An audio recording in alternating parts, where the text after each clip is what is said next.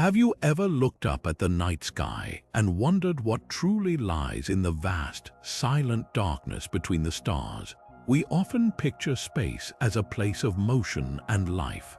Planets spinning, stars burning, galaxies colliding. But what if I told you that some of the most profound mysteries out there aren't moving at all? Imagine entire worlds, alien and ancient, frozen in time, not dead but dormant. Suspended in a state of perfect stillness, as if waiting for a signal, a trigger, an event we can't even begin to comprehend. These are the sleeper worlds, cosmic relics hidden in plain sight, holding secrets that could redefine life itself. Think about it, we're so focused on searching for signs of life as we know it: oxygen, water, movement. But what if life elsewhere isn't always active? What if some civilizations or even whole ecosystems learn to press pause on existence itself, to enter a deep cosmic slumber, preserving themselves across millennia, waiting for the universe to align in just the right way for them to stir back to life? It sounds like science fiction, but the possibility is rooted in real science: cryobiology, quantum stasis, theories of cosmic triggers. There are places in our galaxy where time itself may have slowed to a crawl, where ancient beings or lost cultures might be resting, untouched by the chaos unfolding around them. This is one of space's most haunting and beautiful mysteries, and it's waiting for us to unravel it. In this video, we're going to explore these alien sleeper worlds, where they might be, how they could work, and what it would mean for humanity if we ever found one. We'll journey through cutting-edge theories, historical clues hidden in myth and astronomy, and the breathtaking implications of awakening something that has slept for eons. You're about to step into a story of cosmic patience, eerie silence, and infinite possibility. So settle in, open your mind, and let's begin.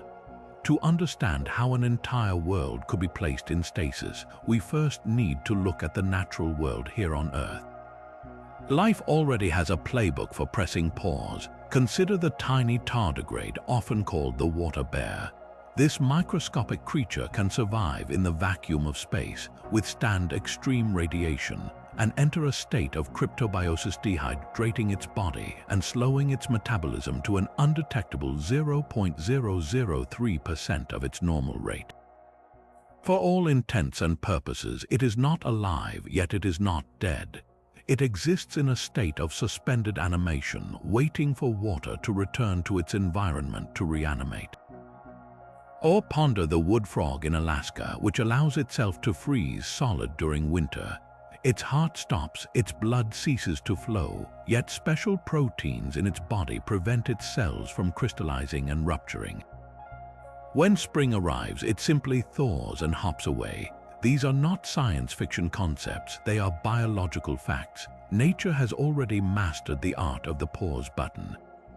Now scale that idea up. Imagine a planet orbiting a star that is unstable, or perhaps at the very edge of its habitable zone, where conditions are harsh and resources are scarce.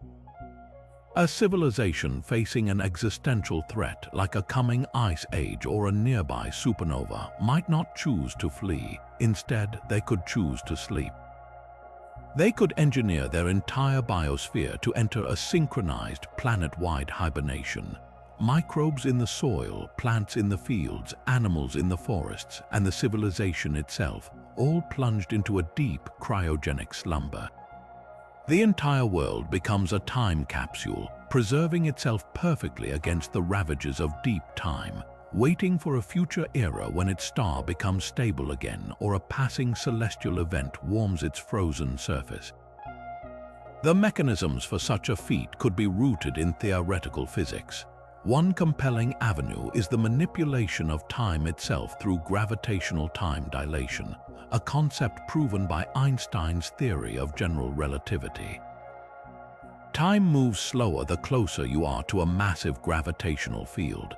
A sufficiently advanced civilization might learn to generate or manipulate such a field, creating a localized bubble of severely dilated time around their planet. From the perspective of the universe, millennia would pass in the blink of an eye, but on the surface of that world, only seconds or minutes would have elapsed. The planet wouldn't be frozen in ice, but frozen in time, existing in a moment stretched to an impossible length. Another possibility is a technological stasis field, a concept that pushes the boundaries of our understanding of quantum mechanics. Matter is ultimately energy and information. What if a civilization found a way to lock that energy and information into a fixed, unchanging state? They could effectively place every atom on their world into a perfect, steady-state equilibrium, halting all entropy and chemical processes. No decay, no movement, no passage of time, just perfect, silent preservation. The planet would become a museum of itself, a snapshot of a culture frozen at its peak, waiting for a key to unlock it. This isn't just about survival. It could be a chosen form of travel across cosmic distances, or a way to witness the far future of the universe without aging. The sleeper worlds may not be lifeless rocks, but the most carefully preserved treasures in the entire galaxy. But what if the idea of these sleeping worlds isn't just a modern scientific hypothesis? What if humanity has been hearing whispers of this cosmic mystery for thousands of years, encoded in our oldest stories and myths? This is where the concept of sleeper worlds collides fascinatingly with what are often called ancient astronaut theories. These theories suggest that many of our ancient myths of gods and heroes might not be pure fantasy, but distorted accounts of real contact with advanced extraterrestrial beings. And when we re-examine these tales through the lens of a dormant planet, a startling new pattern emerges. Consider the vast pantheon of Norse mythology. They didn't believe their gods were immortal. Instead, they would one day face Ragnarok, a great battle that would end the world, but not all would perish. Those who survive are said to sleep through a long winter, awaiting a new cycle of rebirth. This isn't just a story of death, it's a story of planned, cyclical hibernation for a chosen few. Or look at the Hindu concept of the Kalki avatar, the final incarnation of the god Vishnu, who is prophesied to appear at the end of a dark age to restart the world. The texts describe him as remaining dormant, waiting for the precise cosmic alignment necessary for his return. Could these be metaphorical descriptions of a biological or technological stasis waiting for a galactic trigger? Perhaps the most compelling ancient connections come from Sumerian texts, which are a cornerstone of ancient astronaut theories. These ancient writings describe the Anunnaki not as mystical deities, but as beings who came down from the heavens.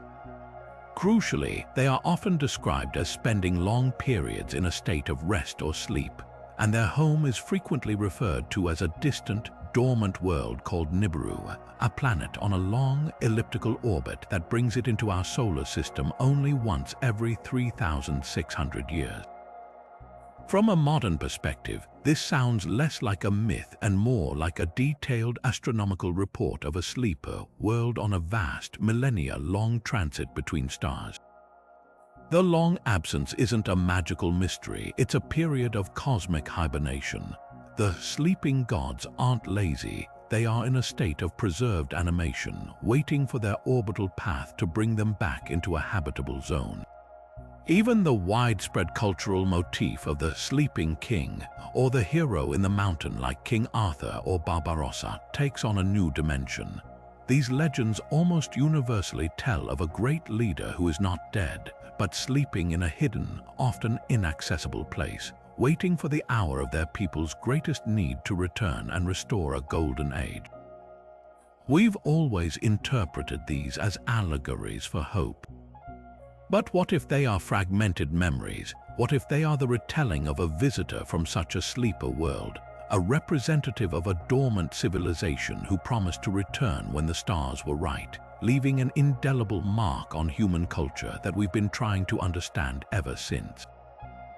These myths, when viewed through this lens, stop being simple tales of magic. They become potential historical records describing real astronomical phenomena and advanced biological concepts that ancient humans witnessed but could only explain through the vocabulary and understanding they possessed at the time. A stasis field becomes an enchantment of eternal sleep. A planet in a long, cold orbital period becomes a frozen realm of the gods. The return of a dormant civilization becomes the prophesied awakening. The pieces of a cosmic puzzle have been lying in our oldest stories all along, waiting for us to develop the scientific curiosity to put them together. This brings us to one of the most perplexing questions in all of science. If the universe is so vast and so old, where is everybody? This is the heart of the Fermi paradox, the glaring contradiction between the high probability of extraterrestrial life and the complete lack of evidence for it. Countless solutions have been proposed, but one of the most chilling is the concept of the Great Filter. This theory suggests that at some point in the evolution of intelligent life, whether it's the leap to single-celled organisms, the development of technology, or something else, there exists a barrier so formidable that almost no civilization survives it.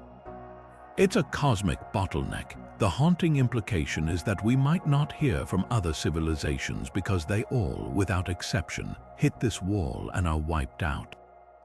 But what if the most advanced civilizations discovered a way to cheat the Great Filter? What if their ultimate evolutionary adaptation wasn't to fight or flee, but to simply wait it out? Imagine a civilization that has peered into the future of the cosmos and seen the terrifying threats on the horizon. Gamma-ray bursts that can sterilize entire galaxies. The inevitable death of their star, or perhaps even the heat death of the universe itself. Faced with such insurmountable existential threats, a species might make a calculated decision. Instead of expending impossible amounts of energy to overcome these events, they could choose to strategically bypass them through hibernation. They could engineer their world to enter stasis just before a predicted catastrophe, setting an internal alarm clock to awaken millions or even billions of years later, long after the danger has passed. In this scenario, the Great Filter isn't a wall they crash into, but a raging river they patiently wait to subside before crossing. This transforms the Fermi paradox from a silent graveyard into a library of sleeping books. The galaxy might not be empty, it might be full of patrons who are simply and utterly quiet. Every strange, icy world we dismiss as a dead rock could be a sleeper civilization, having pressed pause at the peak of its power to await a more suitable cosmic era. Their silence isn't a sign of their absence or failure, but a testament to their incredible patience and foresight. They aren't extinct, they are waiting. This idea suggests that the most advanced form of intelligence might not be the ability to broadcast our presence, but the wisdom to know when to become invisible. Perhaps these civilizations are all waiting for the same thing, a fundamental change in the universe itself. The early universe was a violent, chaotic place, and the far future will be a dark, cold, and energy-starved one. But there might be a cosmic sweet spot, a golden age of universal conditions that is ideal for a flourishing, galaxy-spanning civilization. A sleeper world might be set to awaken only when the background radiation of the universe drops to a certain level, or when a specific cosmological constant is reached, signaling that the universe has finally stabilized into its most habitable phase. Their long silence is simply them waiting for the universe to mature into a better home. So when we gaze up at the silent stars and wonder if we are alone, we might be asking the wrong question entirely. The silence isn't a sign that no one is there. It could be a sign that everyone who is advanced enough is listening, just like we are, and waiting for a signal that the time is right to speak. Or perhaps they are waiting for us to reach a level of maturity ourselves, to survive our own potential great filters like self-destruction through war or environmental collapse, before they consider us worthy of conversation. The sleeper worlds could be the universe's ultimate elders, resting patiently until the noisy, chaotic children civilizations like ours grow up and prove they can be responsible neighbors in this vast cosmic community. When we consider the idea of worlds frozen in time, we don't always have to look to advanced technology or ancient prophecies. The cosmos might have already built its own sleeper worlds, and they could be hiding in plain sight within our own solar system. For decades, the ice giants Uranus and Neptune have been catalogued as cold, gaseous, and lifeless. But what if we've been misinterpreting their silence? These distant, frozen worlds, with their incredible pressures and bizarre chemistries, might be the perfect natural vaults for dormant life, waiting not for a technological signal, but for a slow, cosmic shift in the conditions of the solar system. Let's start with their composition. Unlike the gas giants Jupiter and Saturn, which are mostly hydrogen and helium, the ice giants are packed with what scientists call ices. Not just water, but frozen molecules like ammonia, methane, and hydrogen sulfide. These ices aren't necessarily solid on the surface. Under the immense pressure deep within these planets, they form a superheated, dense fluid mantle. This creates an environment unlike anything on Earth, a hot, dark ocean under thousands of times the pressure of our deepest seas, all shrouded by a thick, frigid atmosphere. It's an extreme and alien place, but extreme doesn't always mean lifeless. In fact, it might mean the opposite, a perfect cradle for life in stasis. We know from our own planet that life is incredibly tenacious, thriving in the boiling vents at the bottom of the ocean and inside solid rock miles underground. These extremophiles don't just survive, they flourish in conditions we once thought were sterile. Now, project that idea onto the ice giants. Deep within the hot, high-pressure water ammonia ocean of a planet like Neptune, complex organic chemistry is not just possible, it's probable. The constant energy and the rich soup of chemicals could provide all the ingredients needed for probiotic life to form. But if life did emerge there, why wouldn't it be active and visible? This is where the sleeper world hypothesis becomes so compelling. A world doesn't need a civilization to choose hibernation. The planet itself can impose that state. The ice giants exist in a perpetual deep freeze far from the sun's warmth. For life to be active, it requires energy and chemical reactions to occur at a certain pace. In the cold, dense environments of these worlds, that pace could be slowed to a near standstill. Microbes or other simple life forms there might not be dead. They could be in a state of profound metabolic arrest, their biological processes so slowed that they are virtually paused. They wouldn't need to eat, reproduce, or expend energy. They would simply exist, preserved in the planetary deep freeze for eons, waiting for a change in their world that might never come, or one that is millions of years away. What kind of change could awaken such a world? The orbit of a planet is not always fixed. A gravitational nudge from a passing star, a shift in the solar system's dynamics, or the slow, inevitable warming of our sun as it ages could one day alter the fate of these frozen realms. As our sun expands into a red giant billions of years from now, the habitable zone of our solar system will dramatically shift outward. Worlds that are today frozen solid will suddenly find themselves bathed in warmth. The icy shells of moons like Triton or the frozen atmospheres of the ice giants could thaw, creating entirely new environments. For any dormant life hidden within, this would be the alarm clock ringing after an almost infinitely long night. They wouldn't need to engineer their survival, their environment would do it for them, and their awakening would be a natural, cosmic event. This perspective forces us to completely rethink what it means for a planet to be habitable.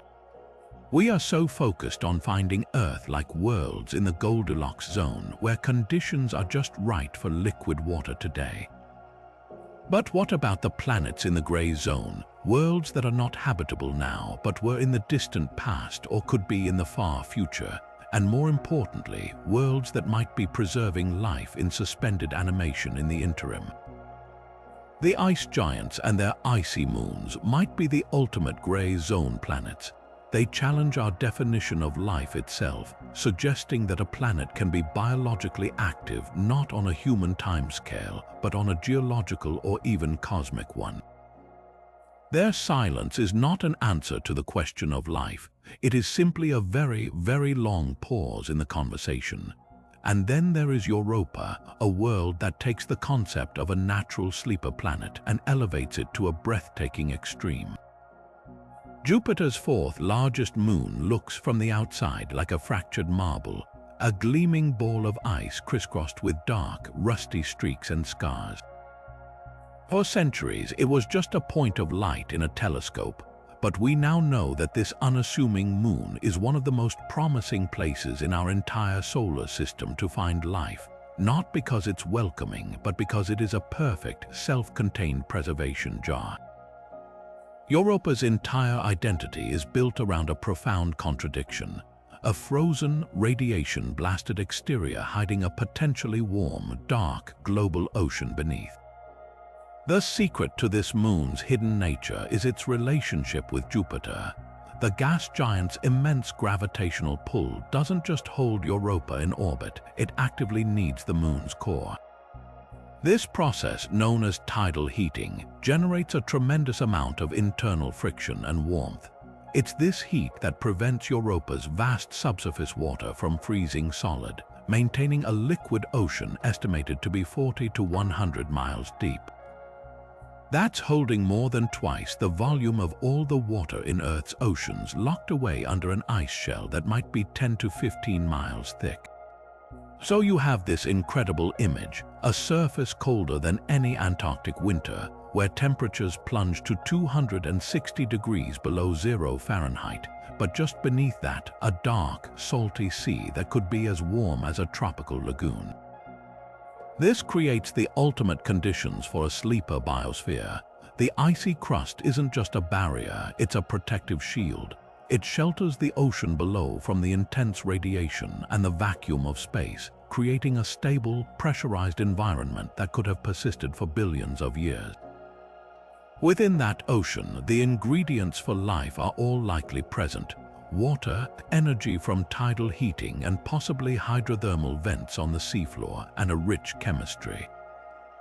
The famous reddish-brown cracks on the surface are thought to be deposits of salts and organic compounds, potentially delivered from the ocean below. It's a complete, isolated system, utterly cut off from the universe above. Now, imagine a life form that evolved in this eternal darkness. It wouldn't need the sun. Its ecosystem would be built around chemical energy, much like the communities that thrive around hydrothermal vents in our own deep oceans. But what if that ecosystem faced a crisis, a period where the tidal heating lessened, perhaps due to a shift in Europa's orbit, causing the ocean to begin a slow freeze from the bottom up? Or maybe a life form's natural adaptation to the ebb and flow of energy availability was to develop a state of suspended animation. They wouldn't die out, they would simply go dormant.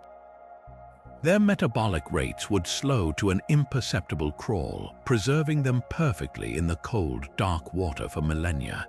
They become biological time capsules, waiting for the moon's internal engine to stoke the fires once more and gently reanimate the entire hidden world. This isn't just speculation. We have a potential blueprint right here on Earth. In the deepest, most ancient layers of Antarctic ice, scientists have discovered microbes that have been trapped for millions of years. These organisms aren't merely surviving, they are in a state of profound hibernation, and when the ice is thawed in a lab, they slowly return to activity. Europa's ocean could be doing the same thing on a planetary scale, preserving not just simple microbes, but potentially complex, multicellular organisms in a state of cryogenic suspension. We might not be looking for a world that is currently teeming with activity.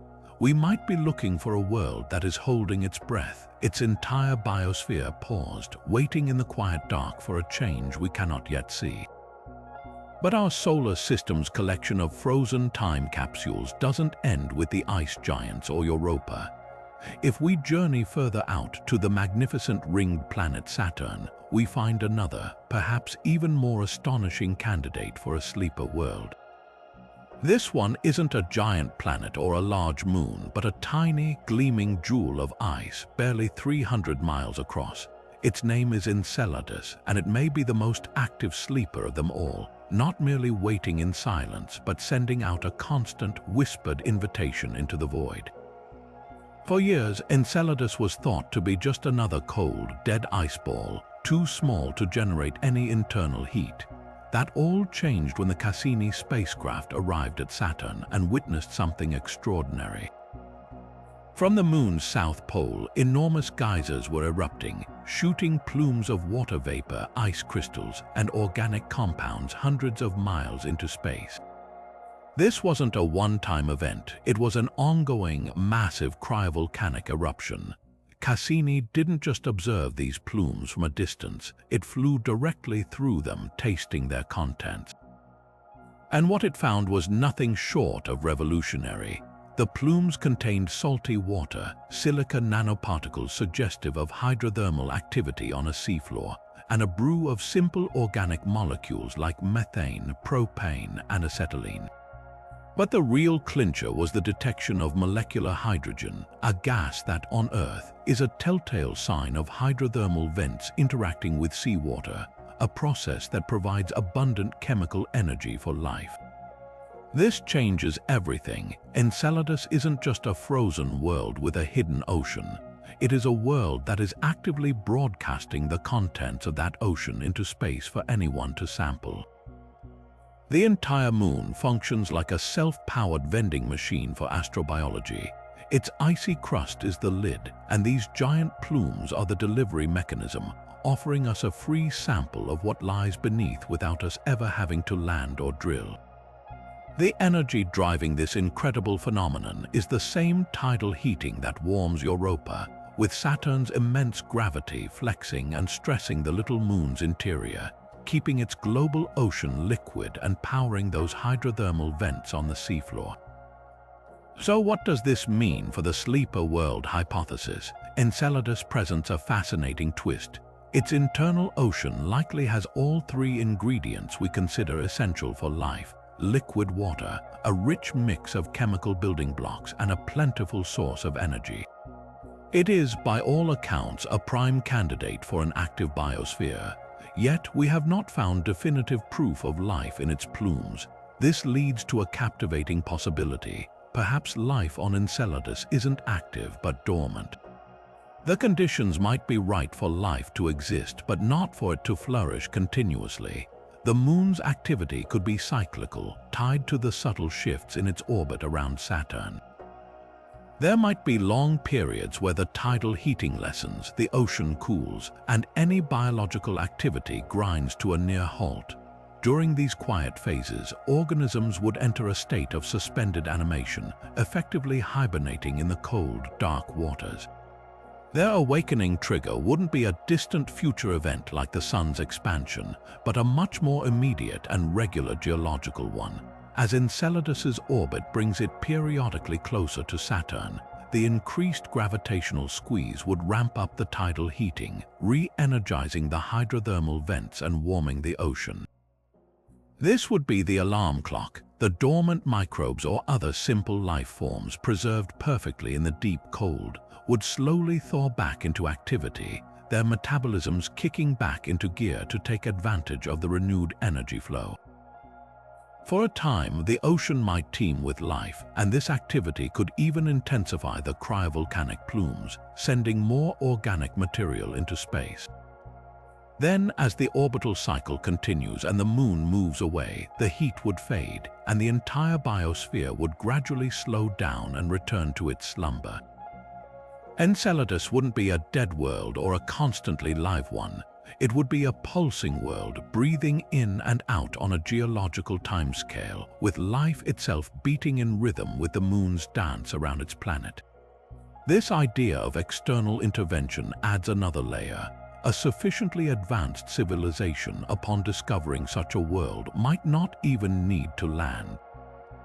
They could simply observe the orbital mechanics and know exactly when to send a probe to catch the biosphere in its active phase. or, more intriguingly, they might have the capability to induce an active phase. By artificially altering the Moon's orbit with precise gravitational nudges, they could trigger the tidal heating themselves, essentially ringing the dinner bell to awaken the sleeper and see what emerges. Enceladus, with its open plumes, is the one sleeper world in our solar system that seems purpose-built for discovery, as if it's holding up a sign saying, "Sample here." It challenges our very definition of a lifeless moon, suggesting that a world can be both frozen and fiercely active, silent and yet screaming its secrets into the cosmic dark for anyone patient enough to listen. And yet, the most profound mysteries aren't always found orbiting distant stars or hiding within our solar system's icy moons. Sometimes they come to us. In October 2017, astronomers at the Pan-STARRS Observatory in Hawaii spotted something that would forever change our perspective. It was an object hurtling through our solar system at blistering speed, but its trajectory was unlike anything ever seen before. It wasn't orbiting our sun, it was just passing through. This was our first confirmed interstellar visitor, and they named it Oumuamua, a Hawaiian word meaning scout from the distant past. From the very beginning, it defied all expectations, behaving in ways that a simple rock from another star system just shouldn't. Its peculiarities were so pronounced that they ignited a serious scientific debate, one that continues to this day. Were we looking at a natural asteroid or something far more intentional? Let's start with its shape. Based on the way its brightness changed as it tumbled through space, scientists deduced that Oumuamua wasn't a typical roundish chunk of rock. It was dramatically elongated, shaped like a cigar or a pancake, with estimates suggesting it was up to 10 times longer than it was wide. In our entire solar system, we have never seen a natural object with such an extreme proportions. Then there was its surface. It was unusually bright, suggesting a highly reflective metallic or icy composition, yet it showed no signs of outgassing, the telltale cloud of dust and vapor that comets produce when warmed by the sun. It had no visible coma or tail, which initially led to its classification as an asteroid. But that's where the biggest mystery began. As Oumuamua sped away from the sun, something extraordinary happened. It accelerated, not just from the sun's gravity, but in a way that couldn't be explained by gravity alone. It was as if it had a tiny, unseen engine pushing it.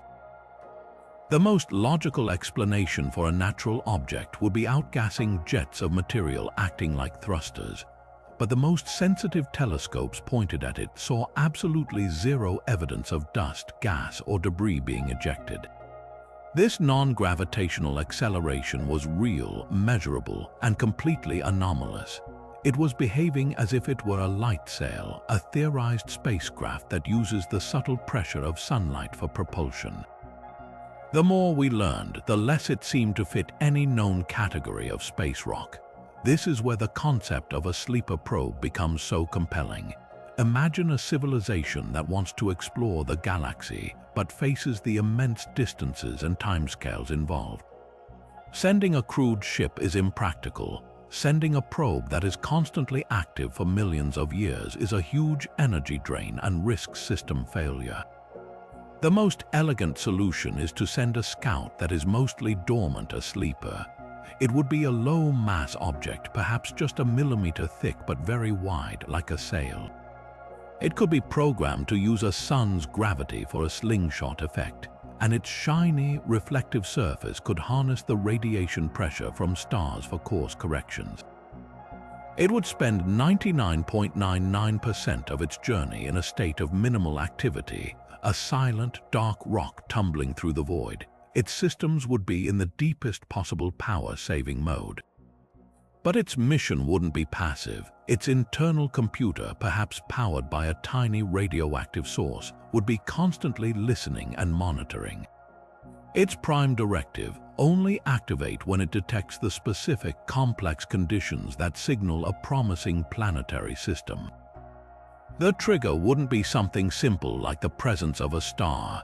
It would be a sophisticated signature, the spectroscopic hint of oxygen, water vapor, and methane in an atmosphere, the radio chatter of a technological civilization, or the unique gravitational profile of a star with rocky planets in its habitable zone. For countless millennia, it would drift in silence, having encountered nothing worth reporting. But then, it enters one particular system and its sensors go off. It detects the unmistakable chemical fingerprint of Earth. This is the moment the sleeper awakens. The detection of our atmosphere's biosignatures could have been the trigger that caused Oumuamua to perform its mysterious maneuver. The non-gravitational acceleration might not have been a simple push away from the Sun. It could have been a controlled course correction, a slight adjustment to its trajectory to get a better look, to gather more data, or to position itself for a clearer transmission back to its point of origin.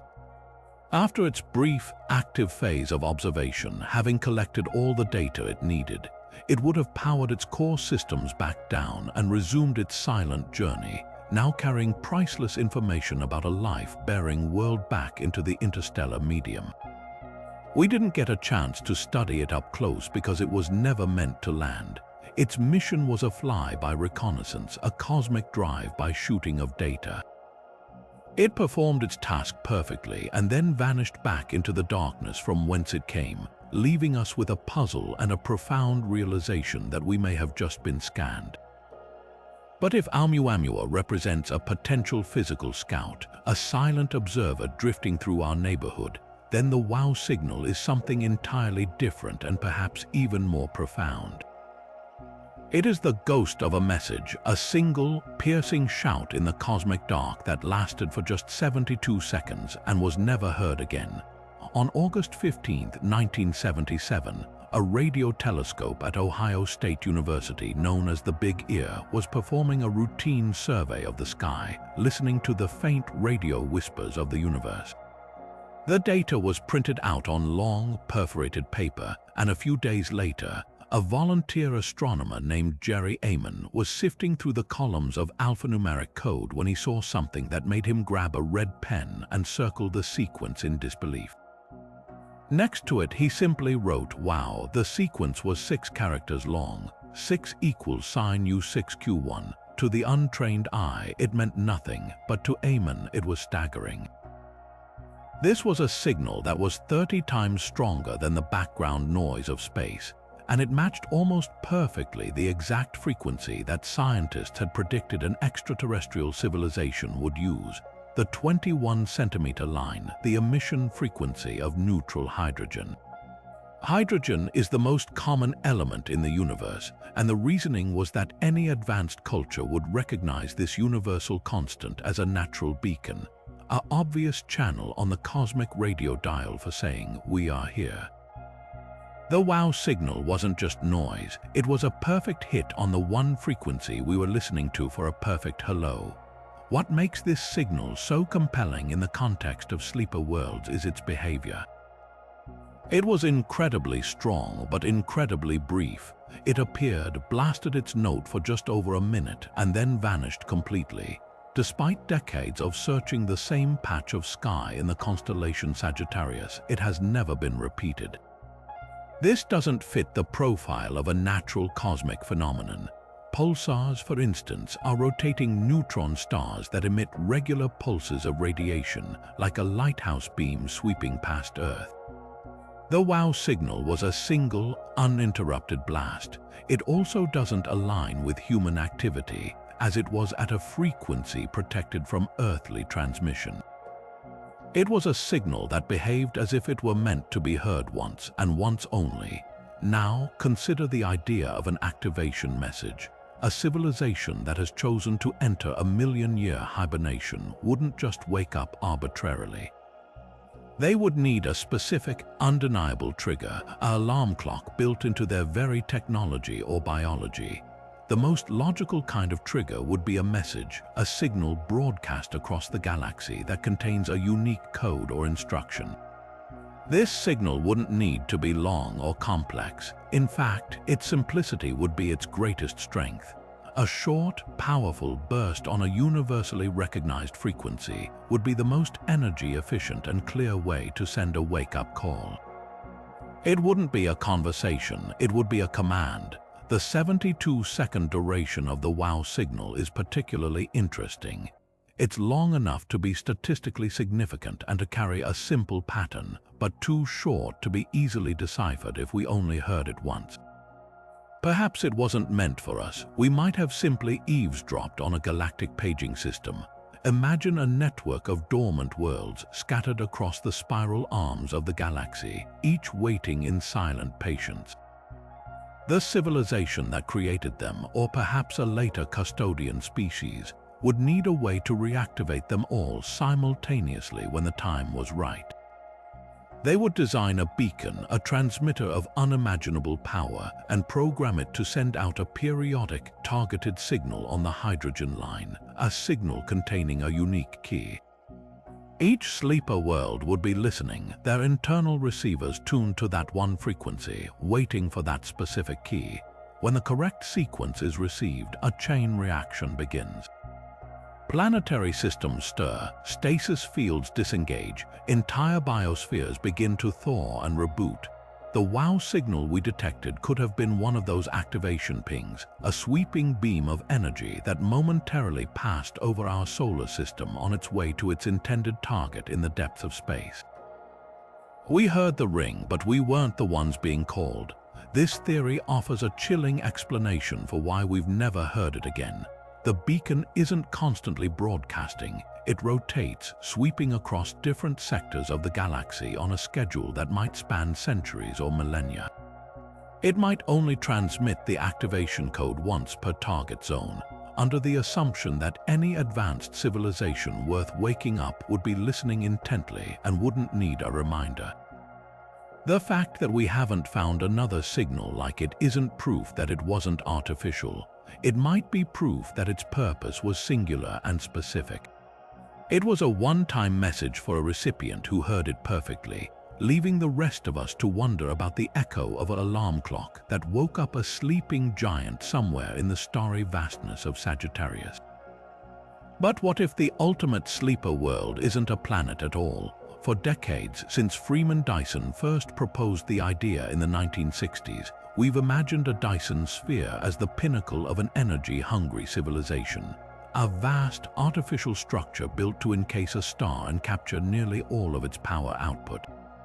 It's the ultimate symbol of a species mastering its solar system, but this classic interpretation might be missing a far more profound and eerie possibility. What if these megastructures aren't built for a civilization at its peak activity, but for one that has chosen to go silent? What if a Dyson sphere is not a bustling engine of industry, but the ultimate hibernation chamber, a cosmic tomb turned into a temporary bedroom for trillions of souls waiting out the eons? Let's reimagine this iconic structure. Instead of a solid shell, which is likely impossible due to immense structural stresses, picture a Dyson swarm, a dense, thick cloud of countless individual habitats, solar collectors, and satellites orbiting the star in a coordinated formation. From a great distance, this swarm would appear as a single, massive object that dims the star's light in a specific, unnatural way, which is exactly what astronomers are searching for today. Now, instead of imagining every one of those habitats buzzing with activity, picture them dark, cold, and still. Their primary function shifts from energy collection to energy banking and preservation.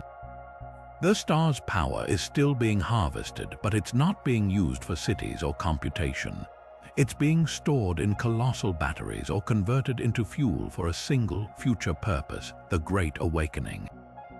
Why would a civilization commit such unimaginable resources to a project of hibernation? The reasons could be as varied as the civilizations themselves. Perhaps they foresaw a coming galactic disaster, like the wave of radiation from a nearby supernova that would sterilize their region of space. Rather than attempt a futile escape across light years, they chose to button up at home. By encasing their star, they could create a unified shield protecting their entire system within a barrier that deflects radiation and cosmic rays. Inside each habitat, their entire population, and perhaps their entire biosphere, is placed into a state of advanced suspended animation. The stored stellar energy maintains the delicate systems that keep them in stasis, a low-power trickle charge that sustains them for millions of years until the danger outside has passed. Another possibility is even more ambitious. They are waiting for the universe itself to change. The fundamental constants of nature, like the strength of gravity or the force binding atoms together, might be ever so slightly different in other parts of the cosmos or in different epochs of time. Some theories suggest these constants could evolve over billions of years. A hyper-advanced civilization might have calculated that the current era is not ideal for their ultimate goals. The universe might be too young and chaotic or too old and energy-starved, so they decide to wait for the cosmic sweet spot. Their Dyson sphere becomes a time capsule, preserving them in their perfect state until the universe matures into a more hospitable and interesting place for whatever they plan to do next. They are not extracting energy to use now, they are preserving themselves to exist then. This reinterpretation solves a few perplexing issues with the traditional Dyson sphere concept. If these structures were for active use, we might expect to detect waste heat, the infrared signature of all that captured starlight being used and re-radiated. But our searches for such infrared heat have come up largely empty. A sleeper Dyson sphere, however, would be incredibly efficient and cold.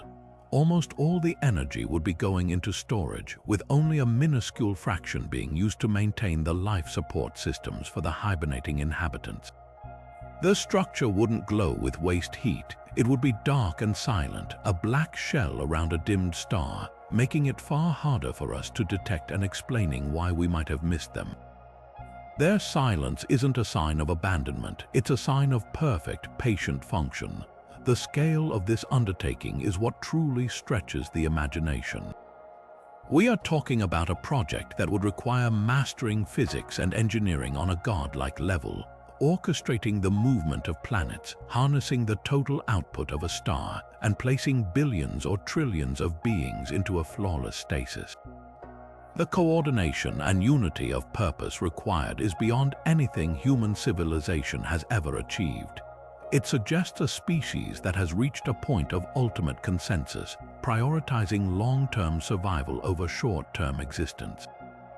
They wouldn't be building for themselves, but for their descendants thousands of generations removed, an act of faith on a galactic scale, and consider the wake-up call. What kind of alarm clock could possibly stir such a slumbering giant? It wouldn't be a simple timer. Mechanical systems could fail over such incomprehensible timescales. It would more likely be a sophisticated sensor network, constantly monitoring the universe outside the shell for a specific, predetermined set of conditions. It might be waiting for the background radiation of the universe to drop to a certain level, or for the specific gravitational wave signature of two supermassive black holes merging in a distant galaxy. Once the sensors detect that the wait is over, the stored energy would flood back into the system. The habitats would warm, the stasis fields would disengage, and the silent shells would suddenly blaze with light as the civilization within slowly, methodically returns to life. After a million years of darkness, the star would seem to flicker back on, as a sleeping culture opens its eyes to a new cosmic day. For centuries, stargazers in very dark locations have witnessed a faint, ethereal glow rising from the horizon just after sunset or before sunrise. This soft, triangular pillar of light, often mistaken for the first hint of dawn, is known as the zodiacal light. Astronomers have long explained it as simply sunlight reflecting off countless tiny dust particles that float in the plane of our solar system, the scattered remains of asteroids and comets. But this conventional explanation rests on a few assumptions that, when you look closer, begin to feel a little shaky. The sheer amount of dust required to produce such a brilliant and consistent glow is immense, and its distribution is oddly perfect. What if this cosmic curtain of dust isn't just a natural leftover, but something far more deliberate? What if the zodiacal light is the ultimate camouflage, a screen of debris intentionally maintained to hide something resting within it? Consider the engineering challenge for a civilization that wishes to remain unseen. If you were to place a large monitoring station or a dormant world within a star system, how would you conceal it from prying eyes? The most effective method wouldn't be to render it invisible, a feat that might violate fundamental laws of physics, but to make it look utterly ordinary. You would hide it in plain sight by making it appear to be a natural part of the scenery. A thick, diffuse cloud of dust and ice particles orbiting the star would be a perfect disguise. It would scatter light exactly as we observe. It would absorb other wavelengths, and it would effectively blur and mask any solid object lurking within its vast, cloudy embrace. This dust wouldn't be a random collection of space rocks. It could be a sophisticated swarm of engineered particles, a chaff cloud deployed on a solar system-wide scale. The properties of this dust cloud are what make the idea so compelling. For the zodiacal light to be so uniform and stable, the particles must be consistently replenished. The natural process of cometary decay and asteroid collisions is chaotic and would likely create a patchy, irregular cloud, not the smooth, luminous plane we see. An artificial system, however, could explain this perfection. Imagine a network of automated sandcaster devices stationed on asteroids within the cloud, perhaps even hidden within the cloud itself. Their sole purpose, operating on minimal power for eons, could be to periodically grind rocks into fine, reflective dust and eject it into the orbital plane, maintaining the veil at a constant density. They would be shepherds of a disguise, tirelessly working to ensure the screen never thins enough to reveal what it hides. So what could be concealed within this immense dusty shroud? One possibility is a hibernating fleet, a civilization that foresaw a long period of decline or a galactic disaster might have parked its most valuable assets in a state of suspended animation right here in our solar system. Encased in a cloud that renders them invisible to our telescopes, these ships would be safe from detection and from space weathering, preserved until a trigger signal tells them it's time to awaken. Another, even more profound idea is that the dust cloud itself is the technology. We might not be looking for a single large object, but a distributed intelligence, a trillion tiny, smart particles all working in concert. Individually, they are just specks of dust. Collectively, they form a massive sensor array, a gossamer thin ear listening to every radio transmission, watching every launch, and monitoring the development of life on Earth from within a cloud we dismiss as meaningless. This transforms the zodiacal light from a beautiful curiosity into a potential masterwork of cosmic engineering. It's a concept that is incredibly difficult to prove, but also almost impossible to entirely disprove, which is the hallmark of a great mystery. The next time you find yourself under a truly dark, clear sky, look for that soft pyramid of light reaching up from the horizon. You'll be seeing exactly what science expects you to see. But you might also be looking directly at the perfect hiding place, a screen of ancient dust that has been hanging in our celestial backyard for millennia, concealing its secrets in the most brilliant way possible by pretending to be nothing but sunlight on rocks. But perhaps the most famous and compelling candidate for a hidden megastructure isn't in our solar system at all, but 1,400 light-years away, orbiting a star so strange that it single-handedly revived a fringe scientific debate. This is KIC 8462852, more famously known as Tabby's star after its discoverer, astronomer Tabitha Boyajian. When the Kepler Space Telescope was observing this patch of the sky, it recorded something that defied all known categories of stellar behavior. This star didn't just dim in the regular, predictable way of a planet passing in front of it, it plunged. At one point, its light output dropped by a staggering 22%. To put that in perspective, a Jupiter-sized planet would only block about 1% of a star's light. This was the equivalent of a swarm of objects, dozens of times larger than Jupiter, moving in front of the star. And the dips were a chaotic, aperiodic mess, sharp, asymmetrical drops in brightness that lasted for days or weeks with no discernible pattern. The natural explanations came fast and furious.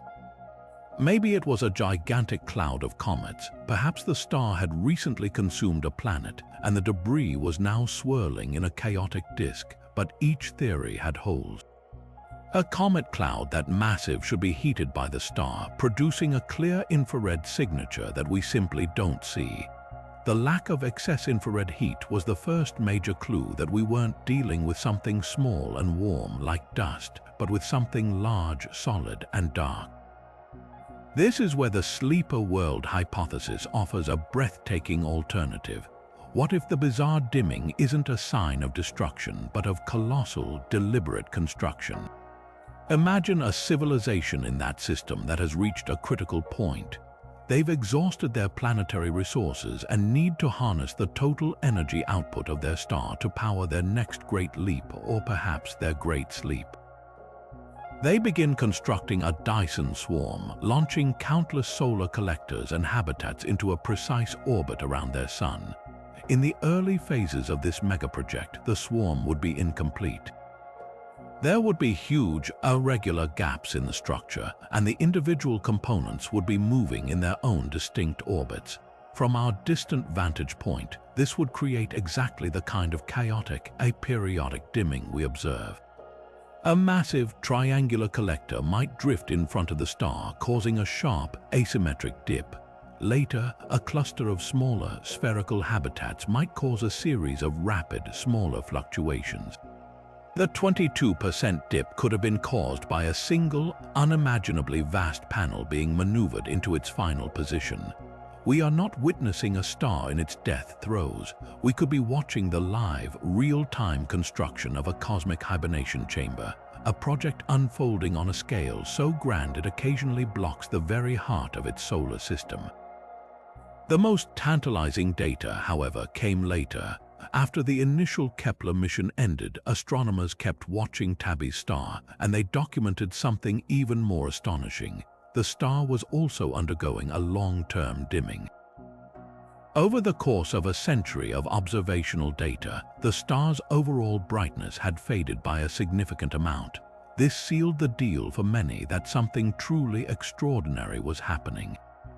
A swarm of comets couldn't explain this. This long-term dimming fits perfectly with the idea of a Dyson swarm gradually reaching completion.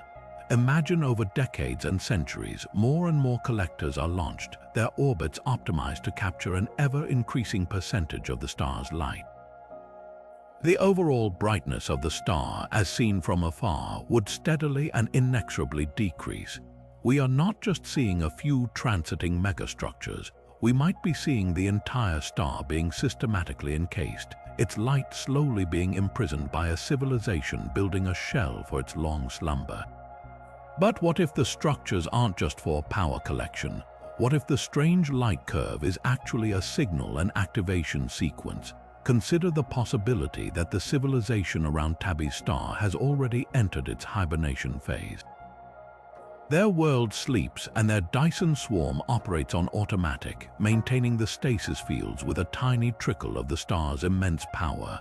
But their systems are programmed to periodically check in with the galaxy. Every few centuries, a pre-programmed sequence initiates. A specific arrangement of the largest collectors moves into a precise, complex formation in front of the star, intentionally creating a unique and unmistakable dimming pattern. This isn't a natural phenomenon, it's a heartbeat, a pulse, a way for the sleepers to silently announce to the cosmos that they are still here, still waiting, and that their systems are still functional. The bizarre, aperiodic dips we struggle to model are not random chaos. They could be a complex language of geometry and timing, a message encoded in shadows, meant for anyone advanced enough to understand that a star's flickering can be a form of speech. We might be looking at a clock that ticks once every millennium, and we just happen to be watching at the right time to see its hand move. But if our solar system holds potential sleeper worlds and distant stars show signs of megastructures, then we must turn our attention to the true heart of our galaxy, a place of unimaginable power and mystery that could be the ultimate source of it all. The center of the Milky Way is not a peaceful void. It's a chaotic, energetic maelstrom dominated by a supermassive black hole named Sagittarius A*. For decades, we've observed this region as a natural astrophysical laboratory, a place where the laws of physics are pushed to their extreme. But recent discoveries have revealed anomalies here so strange that they defy easy explanation, patterns of energy and movement that hint at something beyond mere natural phenomena. What if the galactic core isn't just a gravitational anchor, but a control center, a place where the activation of sleeper worlds across the entire Milky Way is coordinated and commanded? Consider the bizarre objects known as G-objects. These are dusty, cloud-like entities that behave with the gravity of stars. They orbit perilously close to the event horizon of our central black hole, stretching and distorting as they swing around the immense gravity well, yet they somehow manage to remain intact. Their survival is a puzzle in itself, but their behavior is even more peculiar. They aren't acting like simple clouds of gas. They're moving with a coherence and structure that suggests something more solid might be hiding within that dusty envelope. One compelling theory is that each G-object is actually a star that merged with another star, shrouding itself in a thick cloak of gas and dust. But another, more speculative idea is that we are looking at something artificial, heavily camouflaged probes or relays, using the natural dust as a perfect disguise while they perform their duties in the most hostile environment imaginable. Their position is strategic. Orbiting the galaxy's ultimate power source gives them access to immense energy and a stable, fixed point for sending and receiving signals across tens of thousands of light years. Then there is the even more perplexing case of the immense magnetic filaments that stretch for dozens of light years near the galactic center. These colossal strands, discovered decades ago, are like cosmic ropes made of highly energetic electrons spinning in powerful magnetic fields. For years, their origin was a complete mystery. Recent observations have only deepened the puzzle, revealing that these filaments often come in organized, parallel pairs and clusters, like the rungs of a ladder, structures that are not easily explained by random astrophysical events like stellar winds or supernova shocks. Their organized nature is what sparks the imagination. Could these filaments be part of an incomprehensibly vast energy transmission system? Imagine a civilization that has learned to harness the magnetic fields around a black hole, using them as conduits to beam energy or information across the galaxy. These structures wouldn't be mere curiosities. They could be the galactic equivalent of high-voltage power lines, and their sheer scale suggests a technology that is millions of years ahead of our own. This leads to the most profound possibility of all, that Sagittarius A* itself is not just a natural wonder, but a tool. A supermassive black hole is the most efficient energy generator in the universe, converting matter into energy with an efficiency far beyond any nuclear reactor. A Type 2 or Type 3 civilization on the Kardashev scale would not see a black hole as a terrifying threat. They would see it as the ultimate power plant. They might have engineered methods to carefully feed it matter, creating a controlled and steady energy output. This energy could then be harvested and transmitted along those magnetic filaments, sending power and potentially commands to dormant worlds scattered throughout the galaxy's spiral arms. The wake-up call for a sleeper world orbiting a dim red dwarf star tens of thousands of light years away might not come from its own sun, but from a directed energy pulse originating here at the very core of the Milky Way. Think about the coordination this would require. The galaxy is 100,000 light years across. A signal traveling at the speed of light would take 100,000 years to go from one end to the other. For a central command to manage activation events in real time is impossible. But what if the system isn't managed in real time? What if it's a meticulously pre-programmed clock, set to go off when specific cosmological conditions are met? The central black hole, with its incredibly stable and predictable gravitational influence, could serve as the perfect timing mechanism. Its rotation, or the orbits of objects around it, could mark the passage of cosmic time on a scale of millions of years. The anomalies we see, the G objects and the filaments, could be the maintenance and control systems for this galaxy-wide network, quietly waiting to execute a sequence that was programmed eons ago. A sequence that is slowly, inexorably, counting down to a moment of reactivation that will transform the entire Milky Way from a silent library of sleeping worlds into a vibrant, awakened galactic community. Among all the strange and wondrous objects in the cosmos, few are as perfectly predictable as pulsars. These rapidly spinning neutron stars are the lighthouses of the galaxy, sweeping beams of radiation across space with a rhythm so precise it rivals our most advanced atomic clocks. We've used their unwavering pulses to map the solar system, test Einstein's theory of relativity, and even to create a universal clock that could theoretically be used for interstellar navigation. But what if their purpose, or at least their utility, extends far beyond being mere cosmic timekeepers? For a civilization thinking in terms of eons, a pulsar's steady beat could be the most reliable alarm clock imaginable, a natural metronome counting down the millennia until the universe is ready for their return. Think about the challenge of setting a wake-up call for 1,000,000 years from now. Any piece of technology, no matter how advanced, would risk degradation or failure over such an incomprehensible span of time. A mechanical timer could falter, a computer's memory could become corrupted, but a pulsar is a timer built by the universe itself, forged in the heart of a supernova and governed by the immutable laws of physics. Its pulse is generated by its own rotation, and while it slows down imperceptibly over time, this change is so gradual and so predictable that a civilization could easily account for it in their calculations. To use a pulsar as a clock, you wouldn't need to build anything. You would simply need to listen and to program your systems to recognize a specific, predetermined change in its rhythm. So what kind of change could serve as a trigger? A sleeper civilization might not be waiting for a specific date on a calendar. They could be waiting for a specific cosmic event, a fundamental shift in the galaxy's structure that alters the very fabric of space-time around the pulsar. Imagine a massive object like a rogue black hole or a dark matter halo passing through the pulsar's region of space. Its gravity would warp the space around it, causing a tiny, yet detectable, glitch in the pulsar's otherwise perfect timing. For us, this would be a fascinating astrophysical anomaly.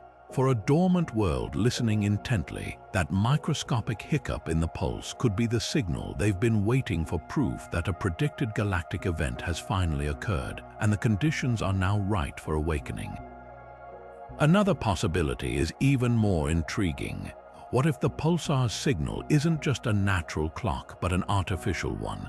The consistency of a pulsar's beat is what makes it so valuable, but that same consistency could be the perfect canvas upon which to paint a message. A sufficiently advanced civilization might not just observe pulsars, they could engineer them. By precisely manipulating matter around a neutron star, they could potentially modulate its pulses, creating a pattern within the rhythm, a signature that distinguishes it from all other pulsars. This wouldn't be a message in the traditional sense with words or images. It would be a beacon of identity, a single, repeating note that says, "This one." Listen to this one. All other sleeper worlds in the galaxy would know to ignore every other pulsar except for this designated timekeeper, whose pulse contains the official time for the galaxy. This transforms the Fermi paradox yet again. The galaxy might seem silent not because no one is broadcasting, but because everyone is listening to the same channel, and it's a channel that only broadcasts a heartbeat. The constant, rhythmic pulses we detect from thousands of these stellar corpses might be more than just a cosmic phenomenon. They could be the ticking of countless alarm clocks, each one set for a different far future date, each one counting down silently in the dark to an awakening we cannot yet foresee. The universe isn't silent, it's patiently, rhythmically counting. But to truly push the boundaries of where these dormant civilizations might be hiding, we must venture into the greatest and most elusive frontier of modern physics, the realm of dark matter. This mysterious substance makes up about 85% of all the matter in the universe, yet it refuses to interact with light or the ordinary matter that makes up our world. We only know it's there because of its immense gravitational pull on galaxies and galaxy clusters. It is the universe's greatest ghost, an invisible skeleton holding the cosmos together. But what if this ghost isn't just an inert substance? What if dark matter is not a thing, but a place? A vast, hidden landscape where entire civilizations could exist in a state of permanent slumber, completely undetectable to our instruments because they operate on a set of physical rules entirely different from our own. The standard model of physics tells us that dark matter likely consists of exotic particles that hardly ever bump into the protons, neutrons, and electrons that constitute our reality. They essentially pass through us and our planet as if we weren't even there, but this opens up a staggering possibility. What if dark matter isn't just a cloud of simple particles? What if it can form complex structures just like ordinary matter does? Under the right conditions, could dark matter particles clump together to form dark planets, dark stars, or even dark galaxies? These wouldn't be mere shadows, they could be full-fledged worlds with their own geology, chemistry, and even biology, all built from the architecture of this unseen matter. A civilization evolving in such an environment would be fundamentally alien, not just in biology but in its very physical nature. Their existence would be intertwined with forces and particles we cannot perceive, making them as invisible to us as we are to them. This leads to an even more profound idea about hibernation. A species native to this dark matter realm might not view stasis as a technological achievement, but as a natural state of being. Their biology could be inherently tied to the slow, weak interactions of dark matter particles. While our world is chaotic and energetic, theirs might be one of profound stillness and patience, where thought and action occur on timescales of millennia rather than seconds. For them, being awake might be a brief, energetic event in a long life of contemplative dormancy. They wouldn't need to build stasis chambers. Their entire reality is a natural stasis field, a dimension where entropy is slowed to a crawl and time itself is stretched thin. A sleeper world in this context isn't a frozen planet in our universe, but an entire reality existing in parallel, slumbering in a different vibrational state of the cosmos. Some theoretical physicists working on concepts like string theory and the multiverse suggest that dark matter could be the gravitational footprint of a neighboring universe existing mere millimeters away from our own in a higher dimension. From this perspective, a dormant civilization wouldn't be hiding in deep space, but in a dimension folded right up against our own. Their sleeper world is literally everywhere around us, permeating the very room you're in right now, but completely out of phase with our reality. Their activation wouldn't be triggered by a signal we could send, but by a shift in the fundamental vibrational alignment between these dimensions. They are waiting for the cosmic constants to align in a specific way, for the walls between the universes to thin, allowing them to step out of the shadows and into our perception. Their long sleep is a journey through dimensional space, and their awakening will be less about technology and more about the universe itself changing its tune. The silence of the cosmos isn't empty, it is filled with the breathing of realities we have not yet learned to hear. Of all the places in our solar system that capture our imagination, none has been scrutinized more than the red planet next door. Mars is a world of contradictions, a seemingly barren desert littered with the ghosts of ancient riverbeds and vast, dried-up oceans. For decades, our probes and rovers have scoured its rusty surface, sending back breathtaking images that tease us with possibilities. We've found evidence of past water, seasonal methane spikes that could hint at biological activity, and geological formations that look hauntingly familiar.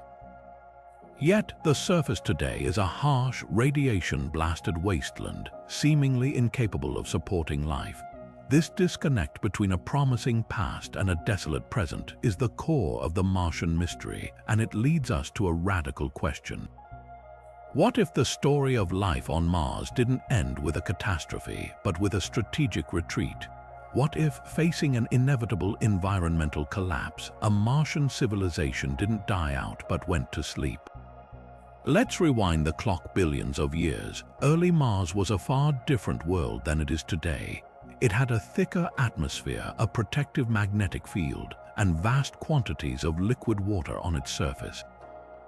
If life did emerge there, it would have had a long, stable period to evolve, potentially reaching a significant level of complexity. But then the planet's heart cooled. Its magnetic field faded, allowing the solar wind to slowly strip away its atmosphere.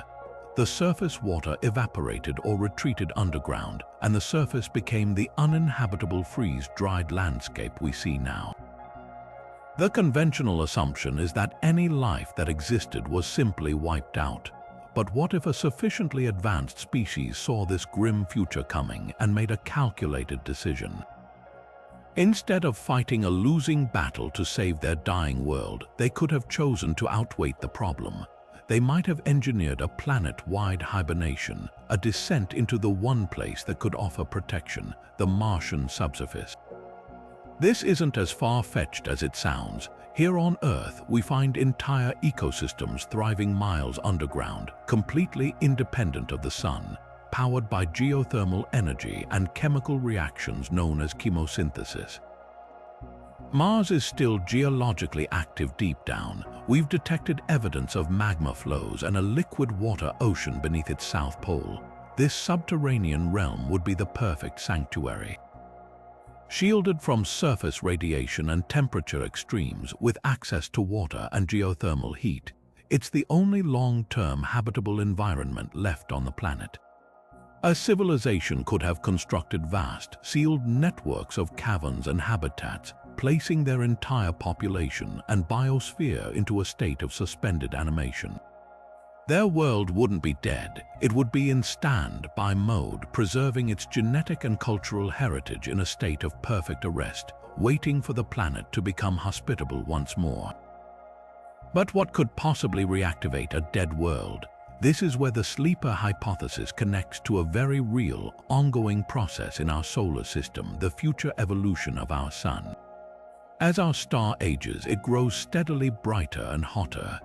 In another billion years or so, the sun's increased energy output will push the habitable zone outward.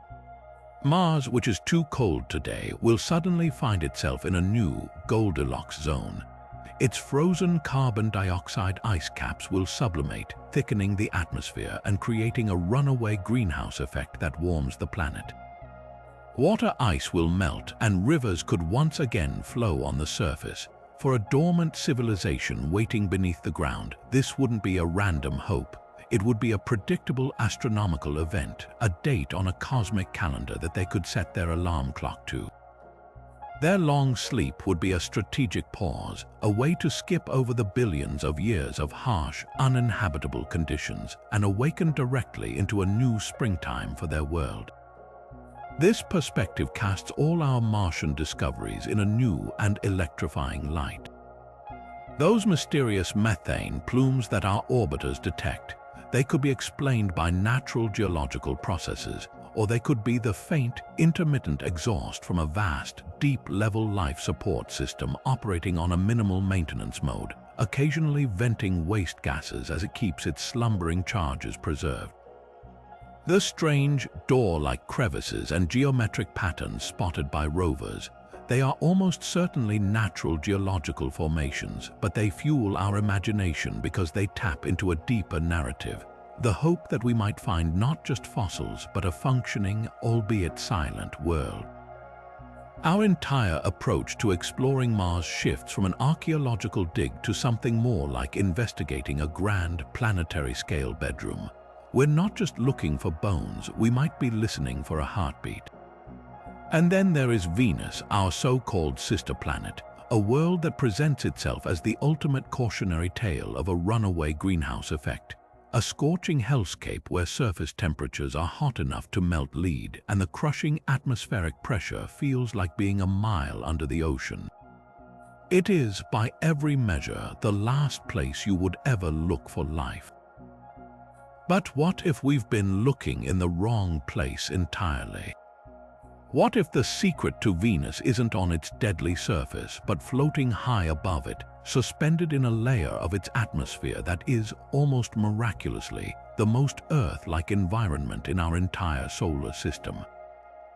This is the realm where the concept of a sleeper civilization takes a breathtaking turn, from buried worlds and icy moons to vast, floating cities adrift in a temperate, hazy sky. Around 30 to 40 miles above the Venusian surface, something extraordinary happens. The unbearable heat and pressure give way to conditions that are startlingly familiar. The temperature ranges between 30 and 200 degrees Fahrenheit, and the pressure is almost exactly what we experience here at sea level on Earth. In this specific, narrow band of clouds, a human could step outside a pressurized spacecraft wearing just an oxygen mask and a protective suit against the acidic clouds, and they would survive. This isn't just a curious fact, it's a potential habitat. Scientists have even noted the presence of a mysterious chemical in this layer that absorbs ultraviolet light in a way we can't yet explain, a substance some have playfully dubbed a potential biosignature. For a civilization facing a planetary catastrophe, this atmospheric sweet spot wouldn't just be a refuge, it would be a lifeboat. Imagine a Venusian civilization that thrived in the planet's distant past when it might have had oceans and a temperate climate. As their world began to spiral into its current greenhouse inferno, they were presented with a stark choice: perish with their dying planet or ascend. Rather than tunneling underground or building domes on the surface, they could have engineered a magnificent exodus into the sky. They would have constructed vast, floating habitats, enormous, geodesic balloons filled with a breathable air mixture, making them buoyant in the thick carbon dioxide atmosphere. These would not be simple platforms, but self-contained cities, designed to drift perpetually in that narrow band of habitability, powered by the intense sunlight that filters through the upper haze and shielded from the acid rain by advanced materials. Their entire world would become a nomadic fleet sailing the winds of Venus, but maintaining such a civilization actively for eons would be an immense drain on resources. This is where the sleeper component becomes the most logical next step. The same winds that carry these cloud cities also create a fascinating natural phenomenon: a super rotation where the entire atmosphere circles the planet in just 4 Earth days. A floating city will be carried along this global current, experiencing a continuous day-night cycle every 120 hours. For an active society, this might be disruptive. For a civilization in stasis, it's a perfect, automated system. They could program their habitats to enter a state of suspended animation, allowing the planet itself to care for them. The constant, gentle motion would prevent them from sinking into the deadly depths below, and the steady stream of solar energy, even during the long nights, could be stored to power the minimal systems needed to maintain the stasis fields. Their awakening trigger would be equally elegant. Perhaps they are waiting for the long-term geological processes of Venus to eventually reverse its runaway greenhouse effect, a process that could take hundreds of millions of years. Or maybe their goal was more ambitious: interstellar travel. Venus's upper atmosphere, with its Earth-like pressure and abundant solar energy, is arguably one of the best locations in our solar system to build and launch light-sail spacecraft. A dormant civilization there could be, preserving itself not just to survive, but to eventually depart, waiting for the precise astronomical alignment to unfurl their sails and catch the solar wind, leaving their toxic cradle behind to journey to the stars. Their silent, floating cities wouldn't be a tomb, they'd be a dockyard, a fleet of arks in the final stages of preparation for a voyage across the cosmic ocean. Now let's journey 40 light-years away from our Sun to a star system that redefines the very idea of a cosmic neighborhood. It's a tiny, cool red dwarf star called TRAPPIST-1, and it doesn't have just 1 or 2 planets, it has 7. Each of these 7 worlds is rocky, and each is nearly the same size as Earth. They orbit their dim sun so closely that their years are measured in mere Earth days, and they are all gravitationally locked, meaning one side is in perpetual daylight while the other is locked in an endless night. From a distance, this compact system looks like a perfectly arranged set of cosmic eggs in a single, delicate nest. But this remarkable configuration, so unique in all our catalogue of exoplanets, presents a fascinating possibility. What if these 7 worlds aren't just a collection of individual planets, but a single, integrated system? A network of sleeper worlds designed to function in unison with a shared purpose and a coordinated awakening protocol. Think about the sheer improbability of this arrangement. 7 Earth-sized planets orbiting in near-perfect resonance around a stable, long-lived star. Their orbits are so finely tuned that the gravitational pull of each world helps maintain the stability of the others, like a precisely calibrated clock with 7 hands all moving in sync. In nature, we often see this kind of intricate balance, but rarely on such a perfect scale. This degree of harmony suggests a system that has been deliberately arranged, or at the very least, one that presents an unparalleled opportunity for a civilization thinking on a grand scale. For a species facing a galactic-scale threat or seeking to traverse immense stretches of time, one sheltering world might not be enough, but 7 interlocking worlds could form the ultimate fail-safe, a multi-planetary arc designed to preserve life against any conceivable catastrophe. Consider how such a network might operate. Each planet could serve a specialized function within the greater hibernating system.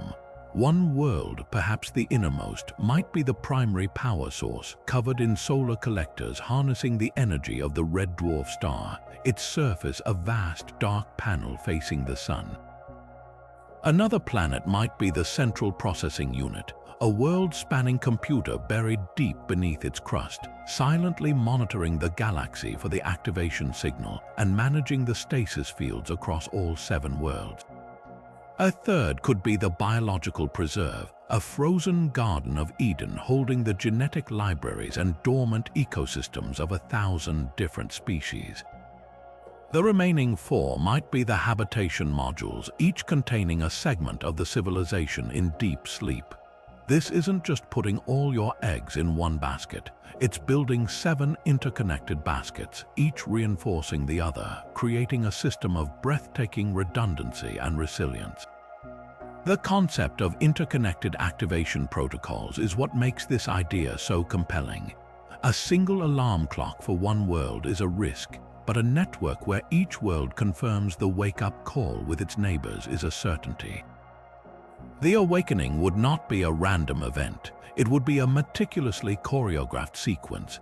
Imagine the central computer on the processing world detects the long-awaited signal, a specific pulsar timing glitch or a shift in the galactic background radiation.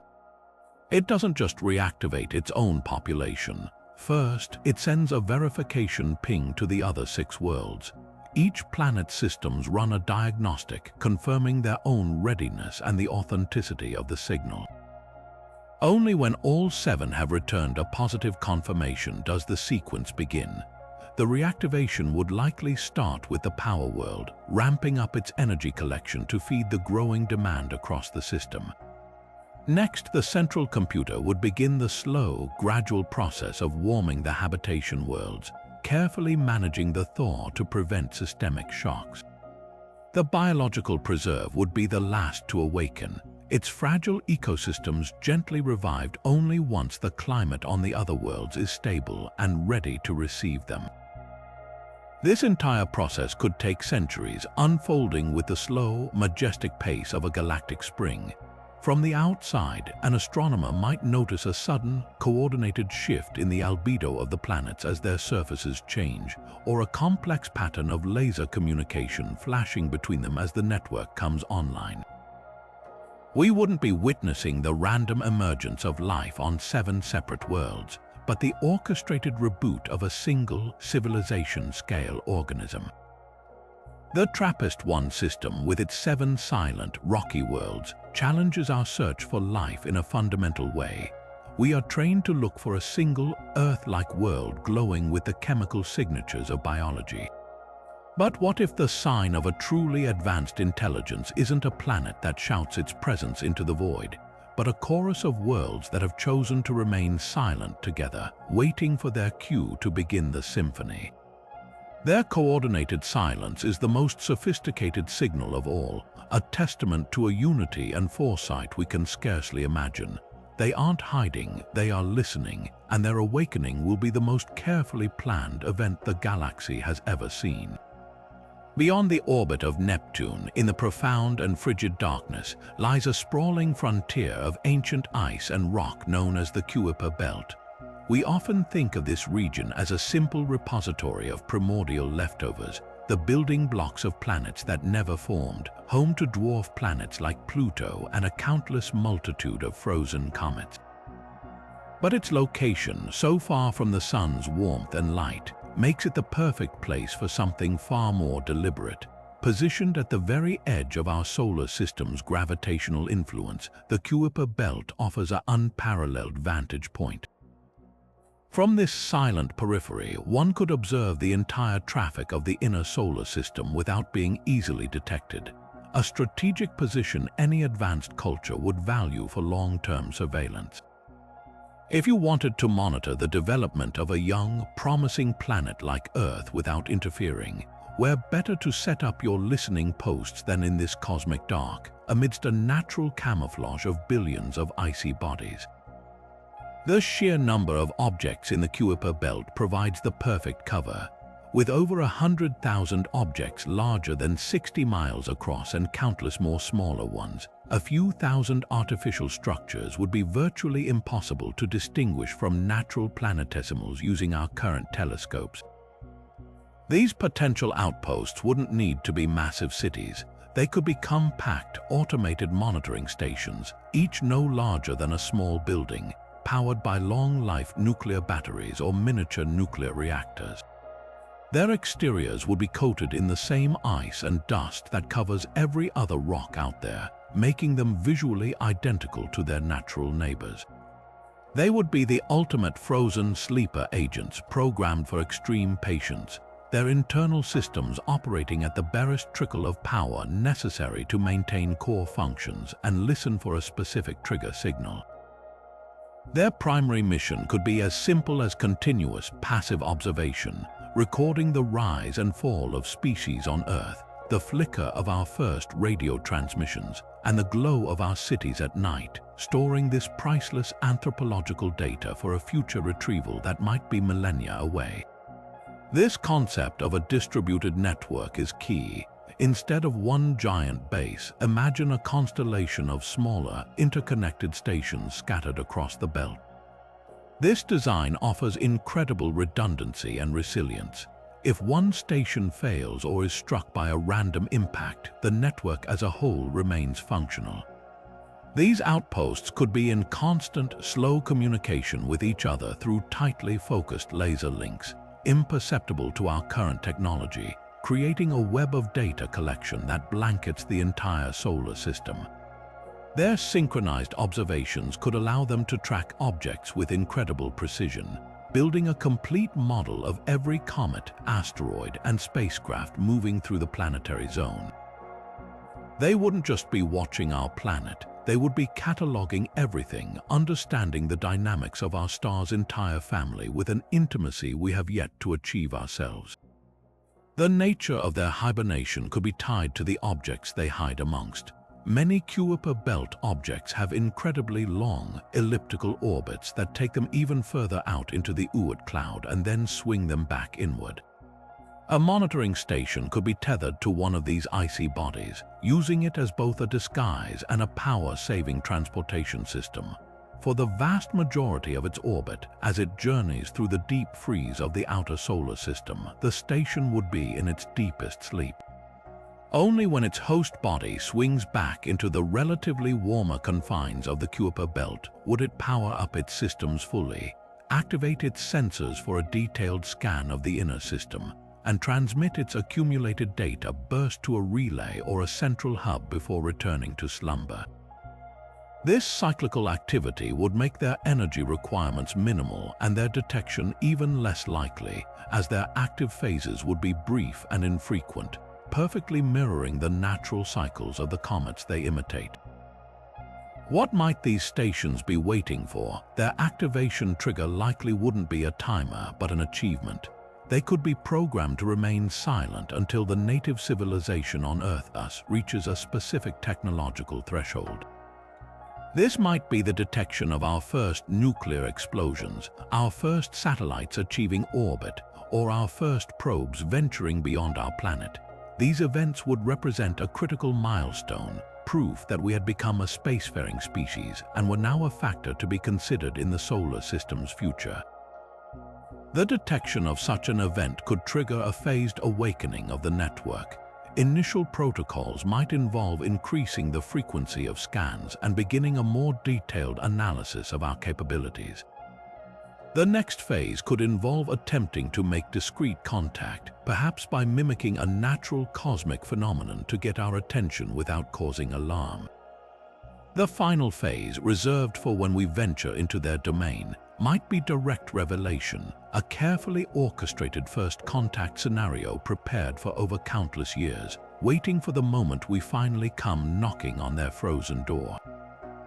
But if these dormant civilizations are scattered across the galaxy, how could they possibly coordinate their awakening or receive a timely signal? The vast distances between stars present a seemingly insurmountable problem for communication.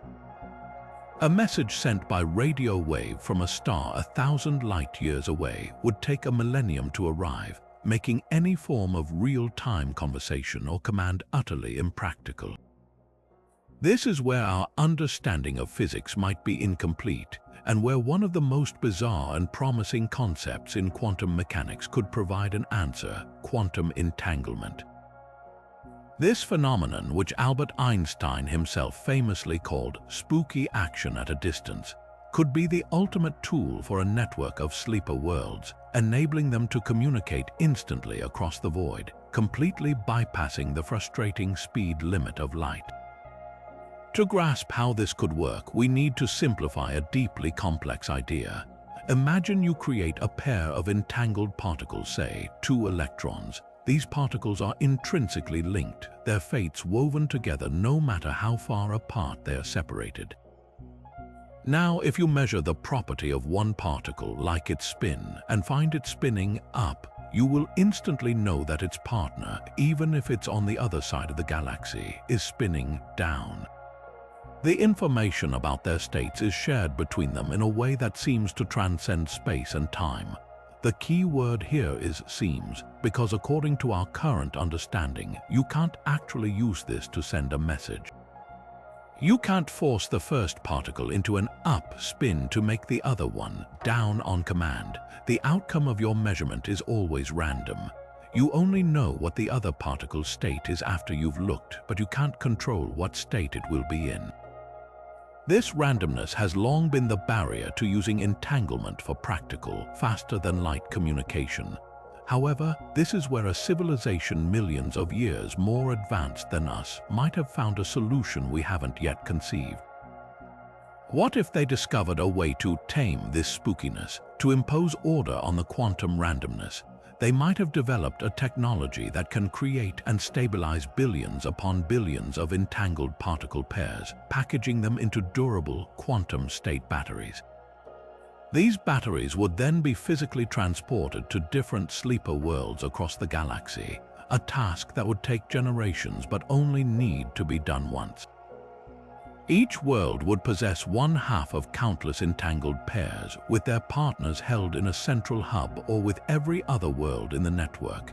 They wouldn't be sending messages through space, they would be sharing a physical connection that exists outside of it. The activation signal itself wouldn't be a traditional message of ones and zeros broadcast through the ether. Instead, it would be a synchronized measurement. Imagine the central command, perhaps located at the galactic core, decides the time has come. It wouldn't send a signal. Instead, it would simultaneously measure a specific pre-arranged sequence of its own entangled particles. The instant this measurement happens, the properties of all the partner particles in the sleeper worlds instantly resolve into a corresponding state. On those distant, frozen worlds, sophisticated quantum computers would be constantly monitoring their own particles, watching for that exact, predetermined pattern of resolved states to appear. The moment that pattern is detected, the alarm clock rings. The wake-up call isn't received, it is experienced simultaneously everywhere at once. A single thought shared across 1,000 worlds in the exact same instant, completely unaffected by the thousands of light years separating them. This method of communication is the ultimate secret handshake.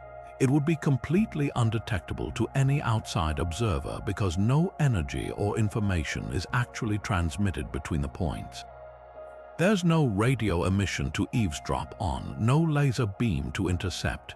The only evidence of the communication is the effect it triggers on the receiving end. For a species worried about drawing attention to themselves in a potentially dangerous cosmos, a quantum entanglement network offers perfect, silent security. Their greatest secret wouldn't be the location of their hidden worlds, but the imperceptible thread that connects them all. A web of spooky connections holding their slumbering civilization together, waiting for the day the universe whispers the one thing worth waking up for. Back in 1961, astronomer Frank Drake devised a simple but powerful formula, a way to structure our guesswork about intelligent life in the galaxy.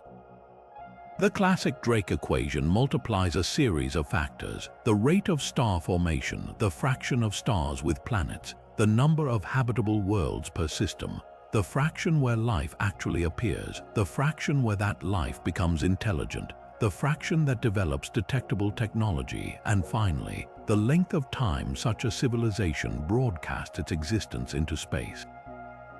For decades, this final variable, often called L, has been the great pessimist of the equation.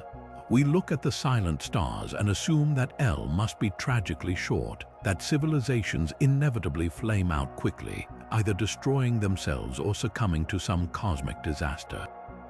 This is why even optimistic estimates often leave us feeling alone. But what if we've been thinking about L all wrong? What if the great silence isn't a sign of short lifespans, but of incredibly long ones spent in intentional and perfect quiet? This is where the concept of sleeper worlds forces us to completely reimagine the equation. The classic variable L measures the duration of a civilization's technological phase, specifically its radio-noisy phase. We assume that once a society becomes advanced, it will be chatty, filling the airwaves with signals for the entirety of its existence. But what if the peak of technological advancement isn't constant broadcasting, but the conscious decision to stop? A civilization that has mastered stasis fields, gravitational time dilation, or planetary-scale hibernation is arguably far more advanced than one that simply builds radio towers. Their technological phase wouldn't end. It would simply change its expression from outward noise to inward profound silence, so the value for L wouldn't be a brief blip. It could be millions, even billions of years, but this immense lifespan would be invisible to us because it's spent in a state of deliberate and undetectable hibernation. Therefore, the equation needs a new variable, or perhaps a fundamental reinterpretation of an old one. We might introduce a factor for the fraction of civilizations that choose to enter a dormant state, and a separate variable for the average duration of that dormancy. Suddenly, the galaxy could be teeming with intelligence, but it's intelligence that is presently offline, preserving itself against the slow burn of cosmic time.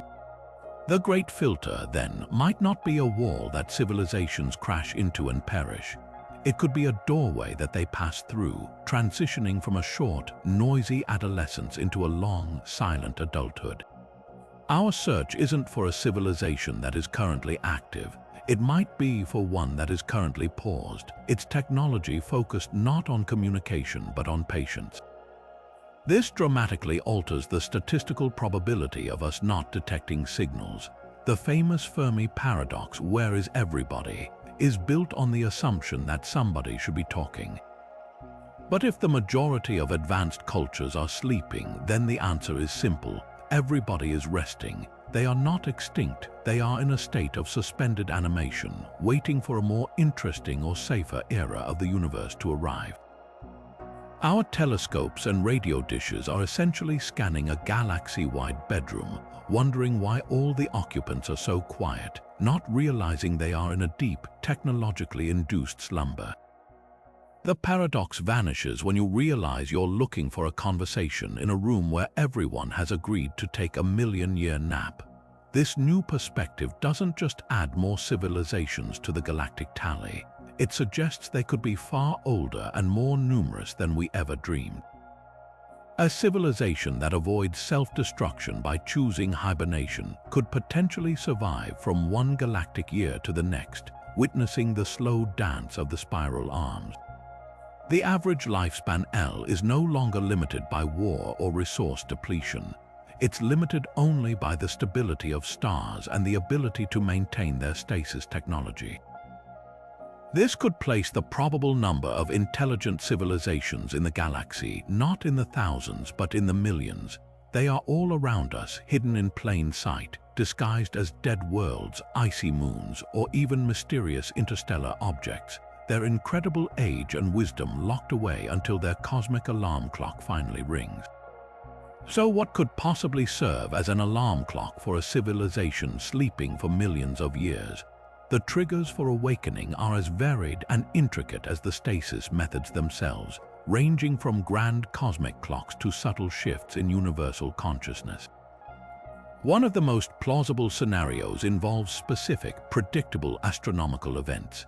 Imagine a civilization that entered hibernation to wait out the violent childhood of the universe, when frequent gamma-ray bursts and supernova made large regions of space uninhabitable. Their wake-up call could be programmed to occur when the background radiation of the universe drops below a certain threshold, signaling that the cosmic environment has finally stabilized into a calmer, more mature state. This wouldn't be a sudden event, but a slow, inevitable change measured over eons, detected by sensitive instruments that have been patiently monitoring the cosmos the entire time. For them, awakening is a matter of waiting for the universe itself to grow up. Other triggers could be far more local and immediate. A sleeper world might be designed to reactivate upon the detection of a specific gravitational wave signature, the unmistakable ripple in spacetime caused by the collision of two neutron stars or black holes in a nearby system.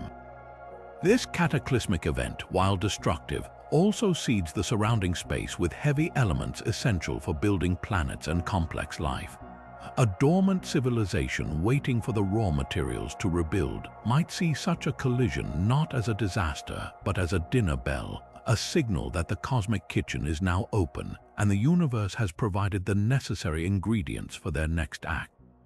Their entire hibernation was a strategic pause, allowing natural cosmic processes to do the heavy lifting of creating the resources they would need upon awakening.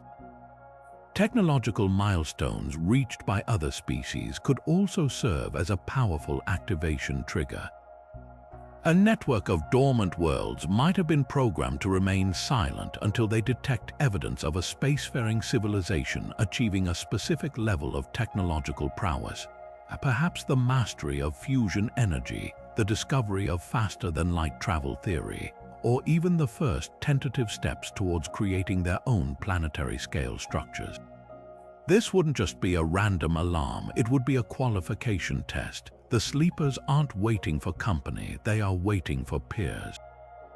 Their re-emergence into the galactic community would be contingent upon another culture reaching a level of sophistication where contact would be meaningful and not destructive, ensuring they only reveal themselves to those who are ready for the responsibilities that come with such advanced knowledge. A more esoteric yet fascinating possibility is that the trigger is not external but internal, a shift in the collective consciousness of the galaxy. Theories exist that consciousness itself may be a fundamental property of the universe, not just a byproduct of brain chemistry. If that's true, a sufficiently advanced civilization might have technology that can tap into this fundamental field, monitoring its ebbs and flows across the Milky Way. Their awakening could be tied to the galaxy achieving a certain psychic mass, a critical tipping point where the combined consciousness of all intelligent life becomes coherent enough to form a stable, galaxy-wide network. They would be waiting for the mental noise of the galaxy to finally harmonize into a single, recognizable chord, a signal that the time for isolated solitude is over and the era of shared thought has begun. Their stasis ends not with a siren, but with a silent, collective sigh of recognition across the stars. Finally, the most direct trigger would be contact from another awakened civilization. This presumes a kind of galactic club, a network of ancient cultures that have either never slept or have already been woken themselves. They might possess the master key, the universal signal designed to reactivate any sleeper world they encounter. Their motivation could be benevolent, seeking to enrich their community with the unique perspectives of a culture preserved from a distant epoch. Or it could be desperate, a search for allies in a coming galactic war, or a struggle against an existential threat like a runaway artificial intelligence or an invading force from another galaxy. In this scenario, our sleeper world doesn't choose when to wake up. It is shaken awake by a neighbor who needs its help, thrusting it into a conflict or a community it could never have anticipated when it first closed its eyes eons ago. The awakening is not a peaceful sunrise, but an urgent knock on a door that has been sealed shut for ages. This brings us to a chilling and deeply personal question that shifts the entire mystery from a distant cosmic concept to a potential reality unfolding right now. We've been searching the skies for signs of others, but what if our own activities are the very signals we've been hoping to find, and they're being interpreted not as a hello, but as a starting gun?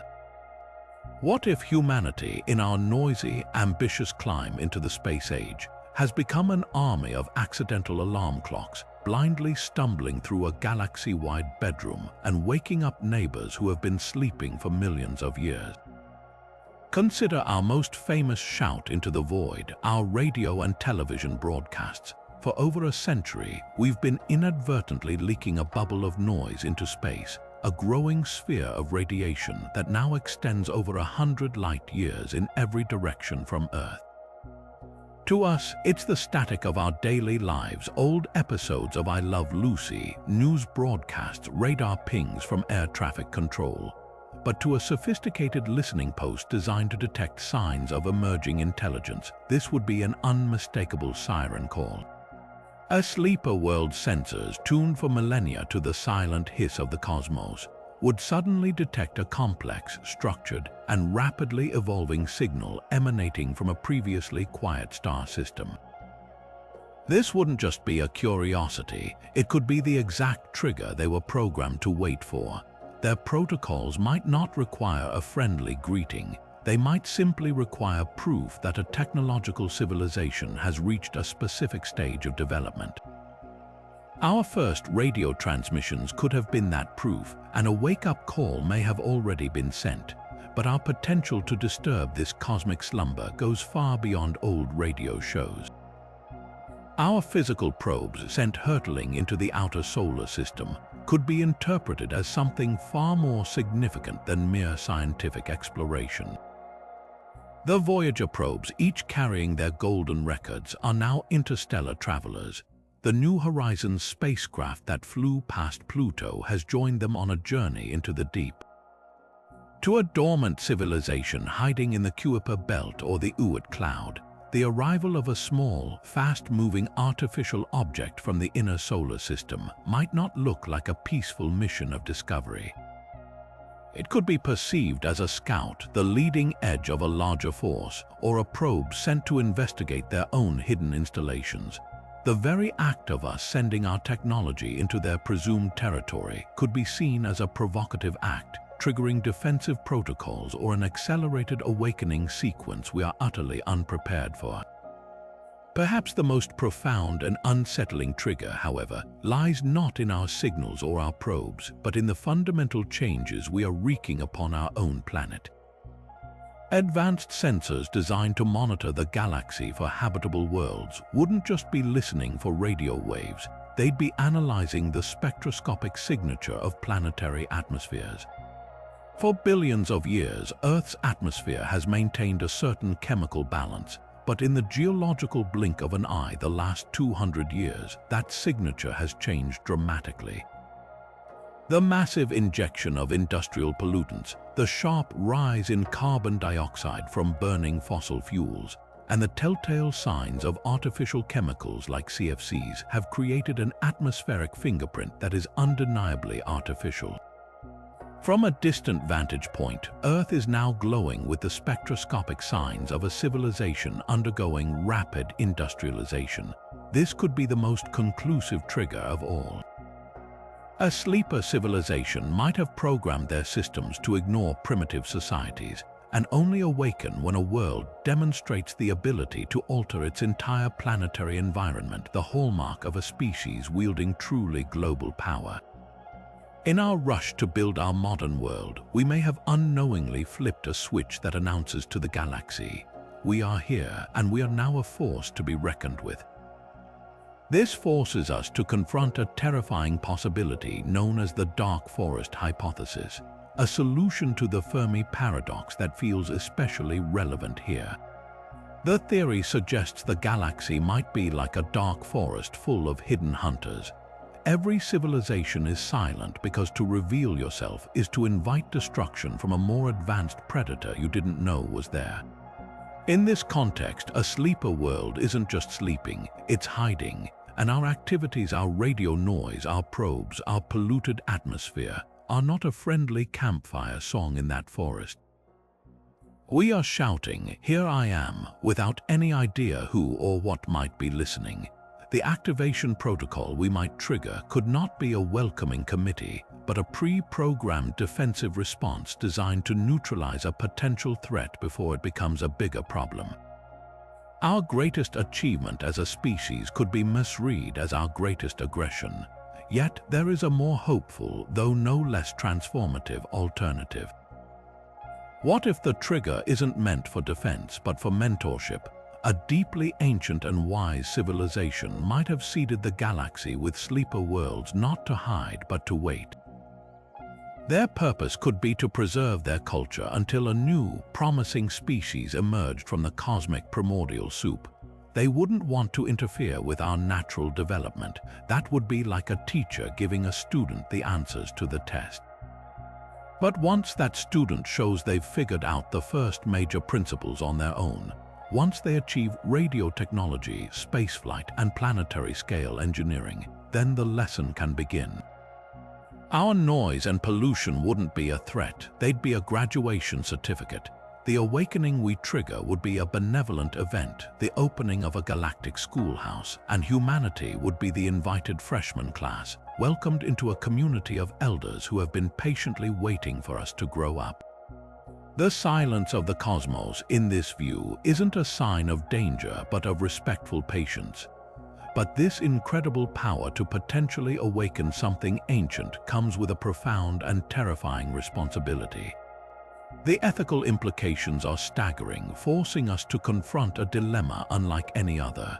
Do we have the right to ring a doorbell that has been silent for 1,000,000 years?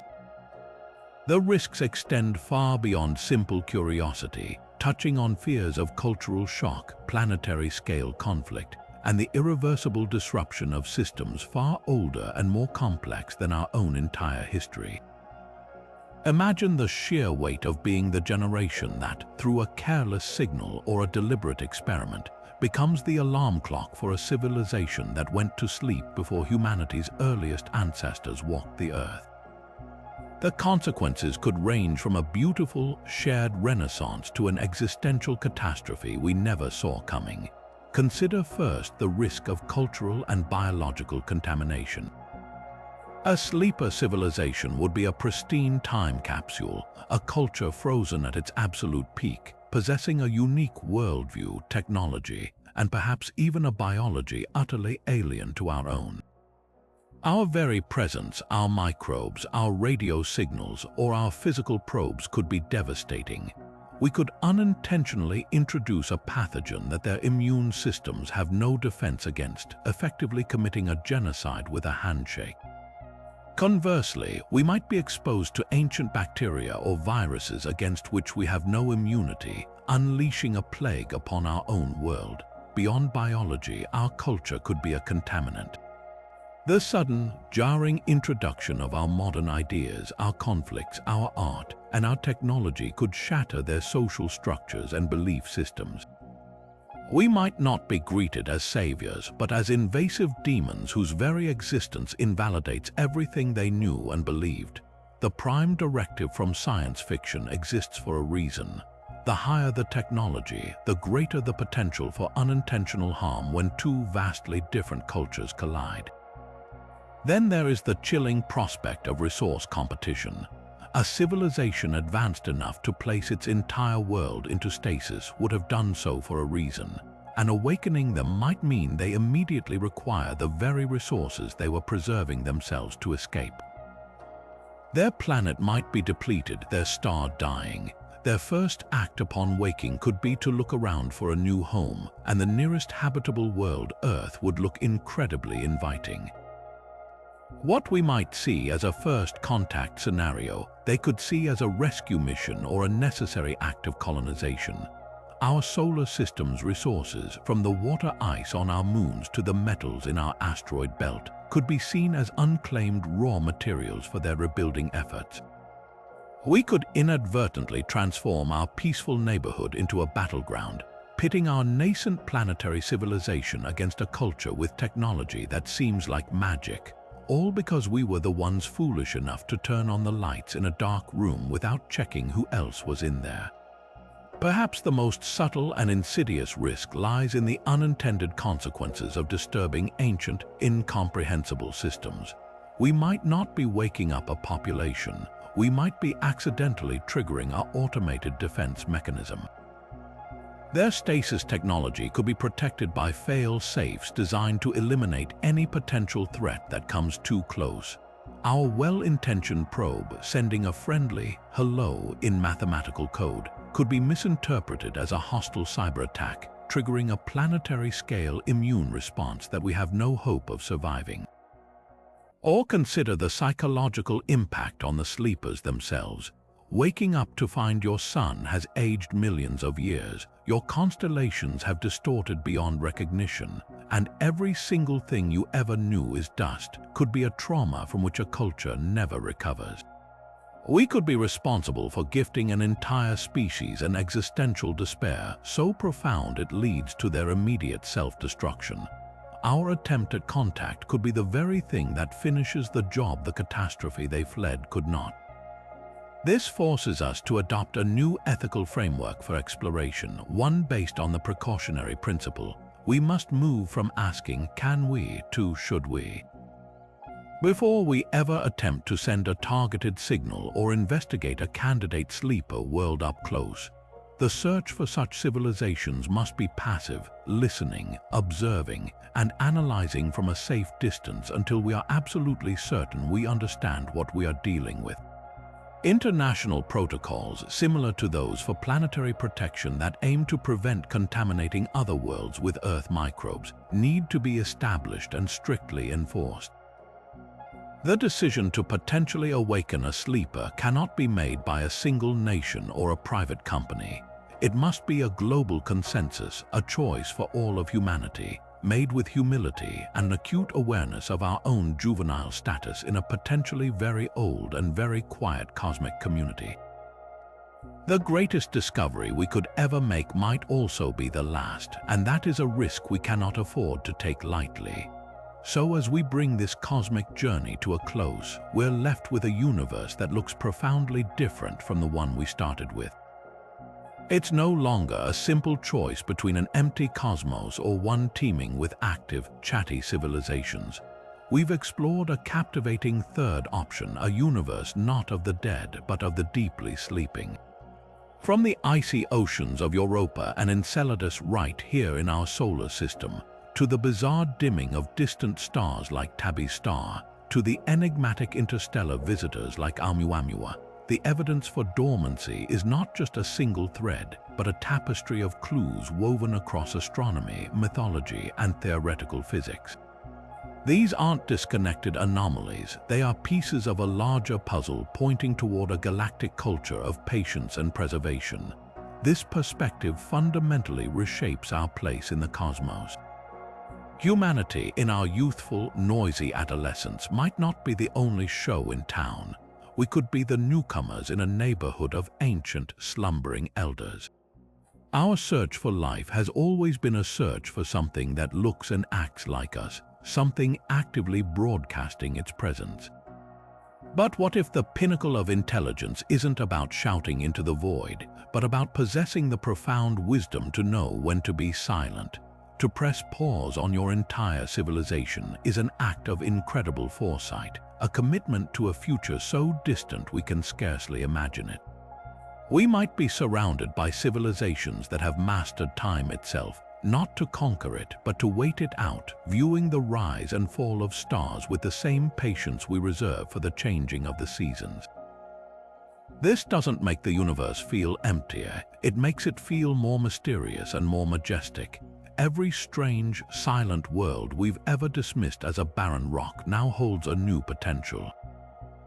That frozen dwarf planet at the edge of our sight isn't necessarily a dead end, it could be a bedroom. That mysteriously dimming star isn't just a celestial curiosity, it could be the slow closing of a shutter before a long night's rest. The silence we've interpreted as absence might actually be the deepest form of presence, a collective, galaxy-wide breath being held. We are not alone in the dark, we are simply surrounded by sleepers, and our own noise might be the first stirrings of dawn in a universe that has been waiting for the alarm to go off. This leaves us not with a final answer, but with a new beginning, a new way to look up. The next time you find yourself under a clear, dark sky, let your gaze wander from star to star. See them not as distant suns, but as potential guardians, each one perhaps watching over a world in stasis. Let the vastness of space fill you not with loneliness, but with a thrilling sense of anticipation.